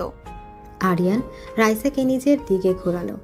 আমি তোমাকে পাওয়ার জন্য 7 বছর অপেক্ষা করেছি সত্যি, কিন্তু আমি এটা জানতাম না যে আমি শুধু একজন স্ত্রীকে নয়, একজন রানীকে পেতে চলেছি। আমার এই রাজ্যের, আমার এই দুর্গের একমাত্র রানী। আরিয়ানের চোখে ছিল তীব্র আবেগ, ভালোবাসার গভীর আস্থা। সে রাইসার মুখের উপর ঝুঁকে এসে তাকে চুম্বন করলো। এই চুম্বনটা ছিল দিনের সমস্ত ক্লান্তি, সমস্ত ভয়কে ধুয়ে দেওয়ার মতো। এটা ছিল দুটো সঙ্গীর একে অপরের প্রতি নির্ভরতার প্রকাশ। আরিয়ান রাইসাকে কোলে তুলে নিয়ে ঘরের ভেতর চলে এলো। সে রাইসাকে বিছানায় শুইয়ে দিয়ে তার উপর ঝুঁকে পড়ল। তুমি আমার রাইসা, শুধু আমার। এই যুদ্ধের শেষে জয় বা হার যাই হোক, তুমি আমারই থাকবে। আমি সারা জীবন আপনারই থাকবো। আরিয়ান আর কোনো কথা বলল না। সে রাইসার ঠোঁটে, গলায়, কাঁধে ভালোবাসার চিহ্ন এঁকে দিতে লাগলো। রাইসাও তার স্বামীর সেই তীব্র পজিটিভ ভালোবাসার কাছে নিজেকে সঁপে দিল। তাদের দুজনের শরীর আর আত্মা যেন এক হয়ে এই ভয়ঙ্কর রাতের মুখোমুখি হওয়ার জন্য শক্তি সঞ্চয় করছিল। মাঝরাতে রাইসা আরিয়ানের বুকের উপর মাথা রেখে ঘুমিয়েছিল। হঠাৎ করে আরিয়ানের ব্যক্তিগত ফোনটা, যেটা সে সবসময় নিজের কাছে রাখে, যেটা ভাইব্রেট করে উঠল। আরিয়ানের ঘুমের মধ্যে ফোনটা তুলে স্ক্রিনের দিকে তাকালো, আর সাথে সাথে তার পুরো শরীরটা পাথরের মতো শক্ত হয়ে গেল। তার মুখের সেই প্রেমিক রূপটা উধাও হয়ে গিয়ে ফিরে এলো এক হিম শীতল ভয়ঙ্কর টেবিলের ছাপ। কি হয়েছে আরিয়ান? আরিয়ান কোনো উত্তর দিল না। সে শুধু ফোনটা রাইসার চোখের সামনে ধরল। রাইসা দেখলো স্ক্রিনে একটা লাইভ ভিডিও চলছে। ভিডিওটা তাদের নিজেদের বাড়ির, অর্থাৎ রাইসার বাবা মায়ের বাড়ির ড্রয়িং রুমের। তার বাবা আর মা সোফায় বসে টিভি দেখছেন। তারা কিছুই জানেন না যে কোনো এক অদৃশ্য চোখ তাদের উপর নজর রাখছে। আর সেই ভিডিওর নিচে টাইপ করা একটা মেসেজ। তোমার রানীকে রক্ষা করছো, খুব ভালো, কিন্তু তোমার রাজ্যের সাধারণ প্রজাদের কথা কি ভুলে গেলে আরিয়ান? মেসেজটা পড়ার সাথে সাথে রাইসার বুকের ভেতরটা হিম হয়ে গেল। ভিক্টর তাদের দুর্গে ঢুকতে পারেনি, তাই সে আঘাত করেছে দুর্গের বাইরে সবচেয়ে দুর্বল জায়গায়। সে আরিয়ানের নয়, রাইসার দুর্বলতাটাকে টার্গেট করেছে। যুদ্ধটা শুধু আরিয়ান আর ভিক্টরের মধ্যে সীমাবদ্ধ রইল না, এটা এখন রাইসারও ব্যক্তিগত যুদ্ধে পরিণত হলো। এদিকে আরিয়ানের ফোন স্ক্রিনে ভেসে থাকা সেই লাইভ ভিডিওর নিচের লেখাটা ছিল একটা পারমাণবিক বোমার মতো, যা তাদের সদ্য খুঁজে পাওয়া শান্তির জগৎটাকে এক মুহূর্তে ধ্বংস করে দিয়েছিল। রাইসার হৃৎপিণ্ডটা যেন এক মুহূর্তের জন্য স্তব্ধ হয়ে গিয়েছিল। তার বাবা মা তার জীবনের সবচেয়ে নিরাপদ আশ্রয়, আজ তার কারণে ভয়ঙ্কর বিপদের মুখে। আমার বাবা মা? আরিয়ান, ও আমার বাবা মায়ের ক্ষতি করবে। আমাকে এক্ষুনি যেতে হবে। আমি ওদেরকে ফোন করব।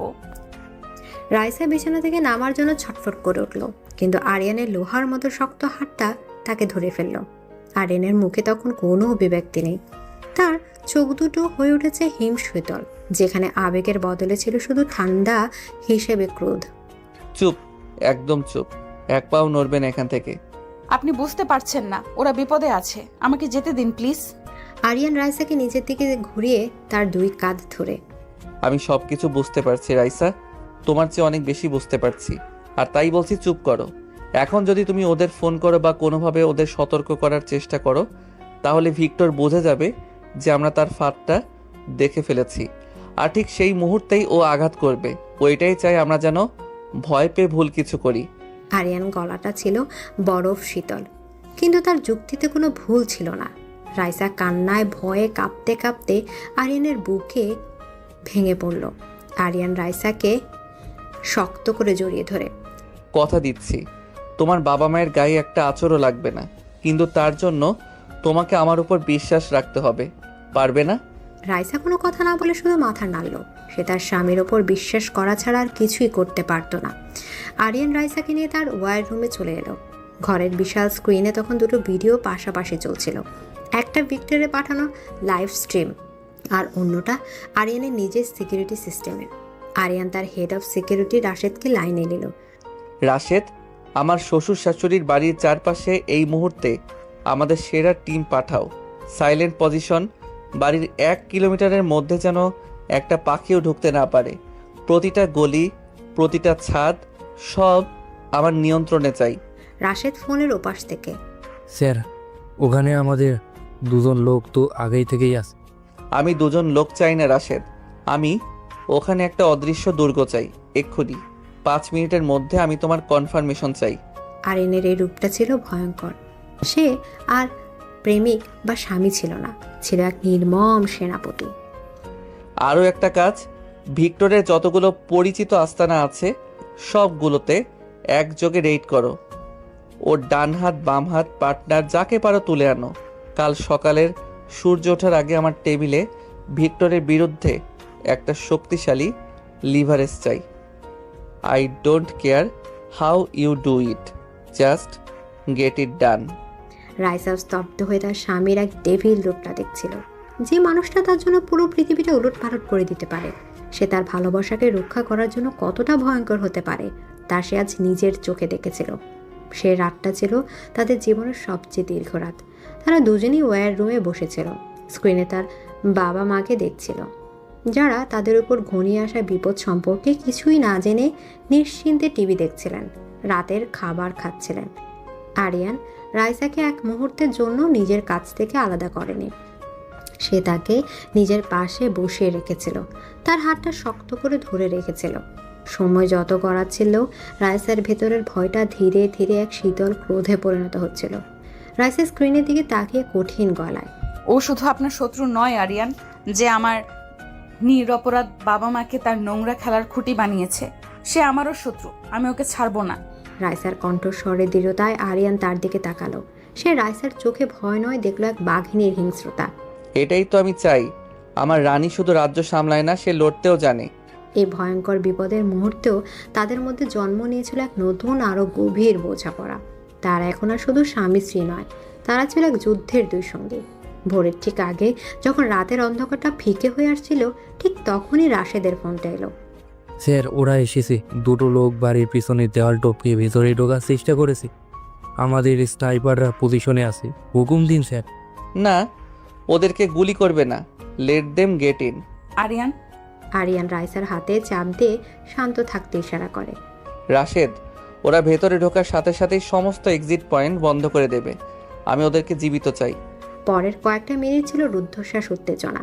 রাইসা দেখলো 2টো ছায়া মূর্তি নিঃশব্দে তার বাবা মায়ের বাড়ির বাগানে প্রবেশ করলো। আর ঠিক তারপরেই আরিয়ানের টিমের সদস্যরা ভূতের মতো কোথা থেকে উদয় হয়ে সেই লোক দুটোকে জাপটে ধরে অদৃশ্য হয়ে গেল। পুরো অপারেশনটা শেষ হলো 1 মিনিটেরও কম সময়ে। স্যার, টার্গেট আমাদের হেফাজতে। গুড। তার বাবা মায়ের উপর থেকে তাৎক্ষণিক বিপদটা কেটে গেছে, কিন্তু যুদ্ধটা তখনও শেষ হয়নি। আরিয়ান তার সেই এনক্রিপ্টেড ফোনটা তুলে নিল। তারপর সে ভিক্টরের সেই অজানা নম্বরে একটা মেসেজ টাইপ করতে শুরু করলো। টাইপ করার পর সে ফোনটা রাইসার দিকে ধরল। রাইসা দেখলো আরিয়ান লিখেছে, খেলার নিয়ম এখন বদলে গেছে ভিক্টর। এতদিন তুমি আমার পেছনে ছিলে, আজ থেকে আমি তোমার পেছনে থাকব। তোমার প্রজাদের কথা বলছো? তোমার ওই ছোট বোনটা যে লন্ডনে আর্কিটেকচার নিয়ে পড়াশোনা করে, তার খবর কি? মেসেজটা পরে রাইসার পুরো শরীরটা কেঁপে উঠল। আরিয়ান শুধু ভিক্টরের চালটাকেই বানচাল করেনি, সে এবার ভিক্টরের দুর্বল জায়গায় পাল্টা আঘাত করেছে। আরিয়ান রাইসার চোখের দিকে তাকিয়ে মেসেজটা সেন্ড করে দিল। রাইসা দেখলো তার স্বামীর চোখে এক ভয়ঙ্কর প্রতিশোধের আগুন, যে আগুন বলছে এই ডেভিল তার ভালোবাসাকে রক্ষা করার জন্য শুধু প্রতিপক্ষকে হারাতে রাজি নয়, সে প্রতিপক্ষের মতো একই রকম নিষ্ঠুর হতেও এক মুহূর্তের জন্য দ্বিধা করবে না। এদিকে আরিয়ানের পাঠানো মেসেজটা ছিল একটা ঘোষণা, একটা পাল্টা যুদ্ধের ঘোষণা। ওয়্যার রুমের এই শীতল নীরবতার মধ্যে রাইসা তার স্বামীর মুখের দিকে তাকিয়েছিল, যে মুখে কয়েক মুহূর্তে আগেও ছিল তার বাবা মাকে নিয়ে তীব্র উদ্বেগ। সেই মুখে এখন ফুটে উঠেছে এক শিকারীর হিংস্রতা, যে তার প্রতিপক্ষের দুর্বল জায়গাটা খুঁজে পেয়েছে। আরিয়ান, আপনি সত্যিই ওর বোনের? আরিয়ান রাইসার দিকে না তাকিয়ে তার চোখ ফোনের স্ক্রিনে। ও তোমার বাবা মাকে টার্গেট করেছিল রাইসা। ও খেলার সমস্ত নিয়ম ভেঙে দিয়েছে। যুদ্ধে জিততে হলে শত্রুর মতো করেই ভাবতে হয়, শত্রুর চালে তাকেই মাত দিতে হয়। কিন্তু কিন্তু এতে আপনার আর ওর মধ্যে তফাৎটা কি রইল? একজন নিরপরাধ মেয়েকে। রাইসারের প্রশ্নে আরিয়ান এবার তার দিকে সরাসরি তাকালো। তার চোখে রাগ ছিল না, ছিল এক গভীর বোঝাপড়া। আরিয়ান রাইসার কাছে এসে তার গালটা আলতো করে ধরে। তফাৎ আছে শান্তি, অনেক বড় তফাৎ আছে। ও আক্রমণ করে ধ্বংস করার জন্য, প্রতিশোধের আগুনে জ্বলার জন্য, আর আমি আক্রমণ করি রক্ষা করার জন্য। আমার পৃথিবী, আমার জগৎ, আমার সব কিছু শুধু তোমাকে ঘিরে। আর তোমাকে রক্ষা করার জন্য যদি আমাকে ওর চেয়েও বড় ডেভিল হতে হয়, তাহলে আমি 1000 বার হব। আরিয়ানের কণ্ঠস্বরে এমন এক তীব্র আবেগ আর সততা ছিল যে রাইসার সমস্ত দ্বিধার সমস্ত প্রশ্ন ধুয়ে মুছে গেল। এখন তুমি সিদ্ধান্ত নাও রাইসা, তুমি কি এই ডেভিলের পাশে থাকবে, যে তার ভালোবাসাকে রক্ষা করার জন্য যে কোনো পর্যায় পর্যন্ত যেতে পারে?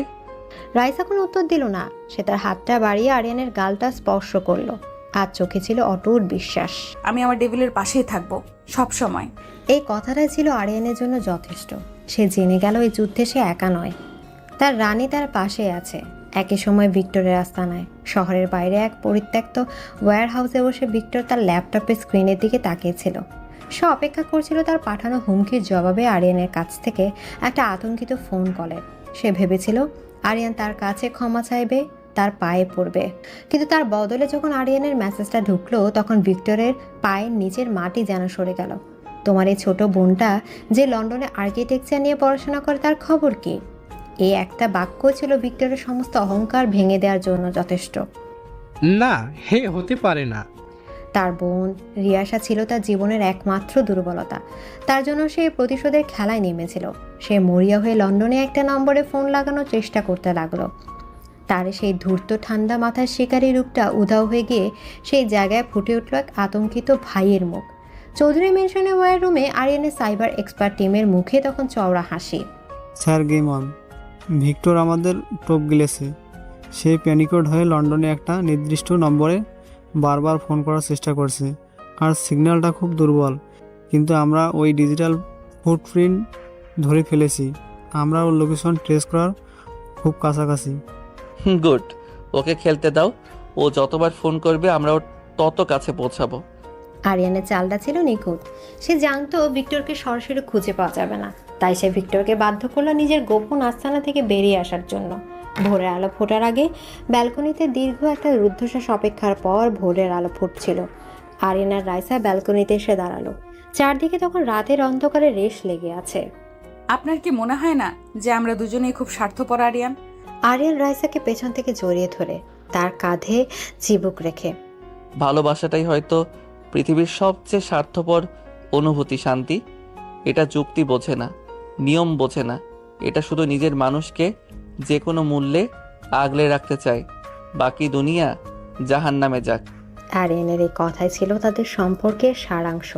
এক ভয়ঙ্কর স্বার্থপর কিন্তু তীব্র ভালোবাসা, যা তাদের সঠিক বা ভুলের ঊর্ধ্বে নিয়ে গেছে। আরিয়ান রাইসাকে নিজের দিকে ঘোরালো এবং তার ঠোঁটে একটা গভীর চুম্বন করলো।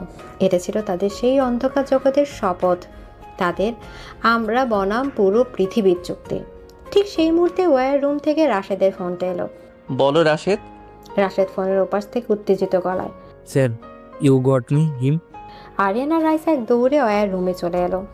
বিশাল স্ক্রিনে তখন একটা স্যাটেলাইট ম্যাপ দেখা যাচ্ছে, যার উপর একটা লাল বিন্দু দপদপ করে চলছে। Sir location confirmed. ভিক্টর শহরের বাইরে পুরনো ডকইয়ার্ডের কাছে একটা পরিত্যক্ত লোহার ওয়্যার হাউস থেকে অপারেট করছে। অবশেষে অদৃশ্য শত্রু দৃশ্যমান। শিকারে নিজেই তার শিকারে পরিণত হয়েছে। আরিয়ানের চোখ দুটো জ্বলে উঠল। সে তার টিমকে চূড়ান্ত অপারেশনের জন্য প্রস্তুত হওয়ার নির্দেশ দিল। আরিয়ান যখন তার ব্ল্যাক জ্যাকেটটা পরে নিচ্ছিল, তখন রাইসা তার সামনে এসে দাঁড়ালো। তার চোখে ছিল দৃঢ় সংকল্প। আমিও আপনার সাথে যাব। না Raisa, it's out of the question. এটা খুব বিপজ্জনক। বিপদ তো এখন আমাদের নিঃশ্বাসের সাথে মিশে গেছে আরিয়ান। যে যুদ্ধটা আমাকে আর আমার পরিবারকে ঘিরে, সেই যুদ্ধের শেষটা আমি নিজের চোখে দেখতে চাই। আমি তোমাকে কোনো ঝুঁকির মধ্যে ফেলতে পারবো না। রাইসা আরিয়ানের চোখের দিকে সরাসরি তাকিয়ে, আপনিই তো বলেছেন আমি আপনার শান্তি। আপনি কি আপনার শান্তিকে পেছনে ফেলে ঝড়ের মোকাবেলা করতে যেতে পারবেন? হয় আমরা একসাথে যাব, অথবা আজ রাতে কেউ কোথাও যাব না। রাইসার গলায় ছিল তার রানীর মতো অধিকার বোধ আর দৃঢ়তা। সে আর সেই ভীতু অসহায় মেয়েটি নেই যে ভাগ্যের হাতে নিজেকে সঁপে দিয়েছিল। সে এখন আরিয়ান চৌধুরীর স্ত্রী, তার টেবিল স্বামীর একমাত্র সঙ্গী। আরিয়ান তার স্ত্রীর চোখের দিকে তাকিয়ে রইল। তার চোখে ছিল বিস্ময়, গর্ব আর গভীর ভালোবাসা। সে বুঝতে পারছিল তার পাখিটা এখন আর খাঁচায় বন্দি থাকতে চায় না। সে তার শিকারের পাশে দাঁড়িয়েই আকাশ শাসন করতে চায়। রাইসার সে শান্ত দৃঢ় প্রতিজ্ঞ কণ্ঠস্বরটা ওয়ার রুমের উত্তেজনাপূর্ণ পরিবেশেও এক অদ্ভুত স্থিরতা নিয়ে এলো। আরিয়ান তার স্ত্রীর চোখের দিকে তাকিয়েছিল। সেই চোখে ভয় ছিল না, ছিল আস্থা। আত্মত্যাগ করার জন্য আকুতি ছিল না, ছিল পাশে থেকে যুদ্ধ করার সংকল্প। রাইসা, জেদ করো না, এটা কোনো বাচ্চাদের খেলা নয়। ওখানে সত্যি সত্যি বিপদ আছে। আমিও বাচ্চা নই আরিয়ান, আমি আপনার স্ত্রী। আপনার জীবনের সবচেয়ে বড় যুদ্ধে যদি আপনার পাশে দাঁড়াতে না পারি, তাহলে এই সম্পদের কোনো মানে নেই। হয় আমরা একসাথে যাব, অথবা কেউই যাব না। আরিয়ানের বুকের ভেতরটা গর্বে ভরে গেল। সে বুঝতে পারল রাইসা তার দুর্বলতা নয়, সে তার বর্ম। যে বর্ম তাকে শুধু বাইরের শত্রু নয়, তার ভেতরের দেবলের কাছ থেকেও রক্ষা করে। ঠিক আছে, তুমি যাবে, কিন্তু আমার শরীর থেকে 1 ইঞ্চির জন্যও দূরে সরবে না। প্রমিস? প্রমিস। ডকইয়ার্ডের পরিত্যক্ত ওয়্যার হাউসের বাইরে রাতের অন্ধকারটা ছিল কুচকুচে কালো।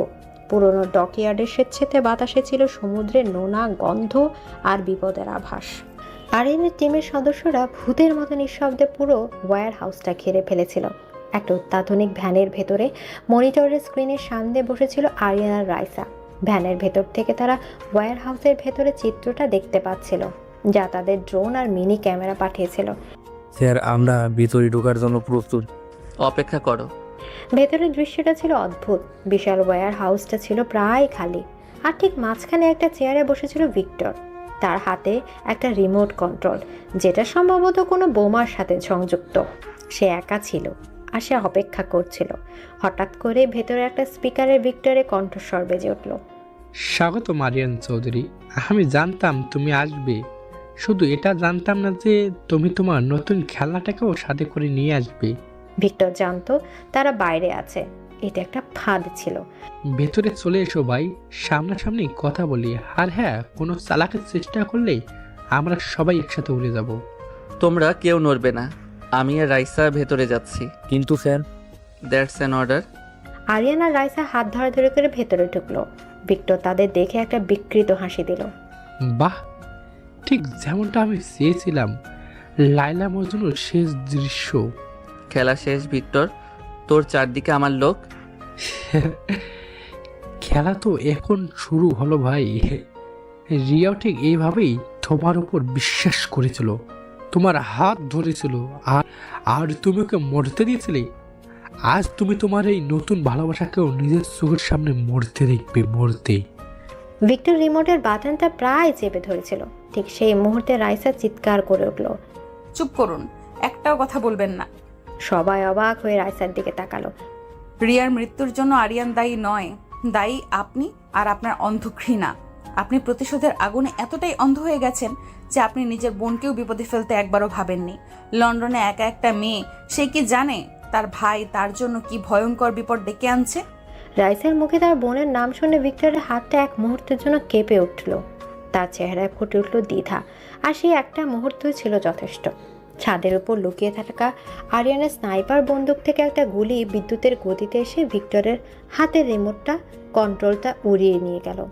আর পরক্ষণেই চারদিক থেকে আরিয়ানের টিমের সদস্যরা এসে ভিক্টরকে চাপটে ধরল। খেলা শেষ। কয়েক মাস পর চৌধুরী মেনশনের ব্যালকনিতে জীবনটা এখন অনেক শান্ত। ভিক্টর এখন জেলে, তার সমস্ত সাম্রাজ্য ধ্বংস হয়ে গেছে। আরিয়ানের জীবনে আর কোনো ঝড় নেই, আছে শুধু শান্তি। সূর্যাস্তের সময় আরিয়ান আর রাইসা ব্যালকনিতে দাঁড়িয়েছিল। রাইসা আরিয়ান পেছন থেকে রাইসাকে জড়িয়ে ধরেছিল। আমার সেই ভয়ঙ্কর ডেভিল বরটা এখন কোথায় গেল?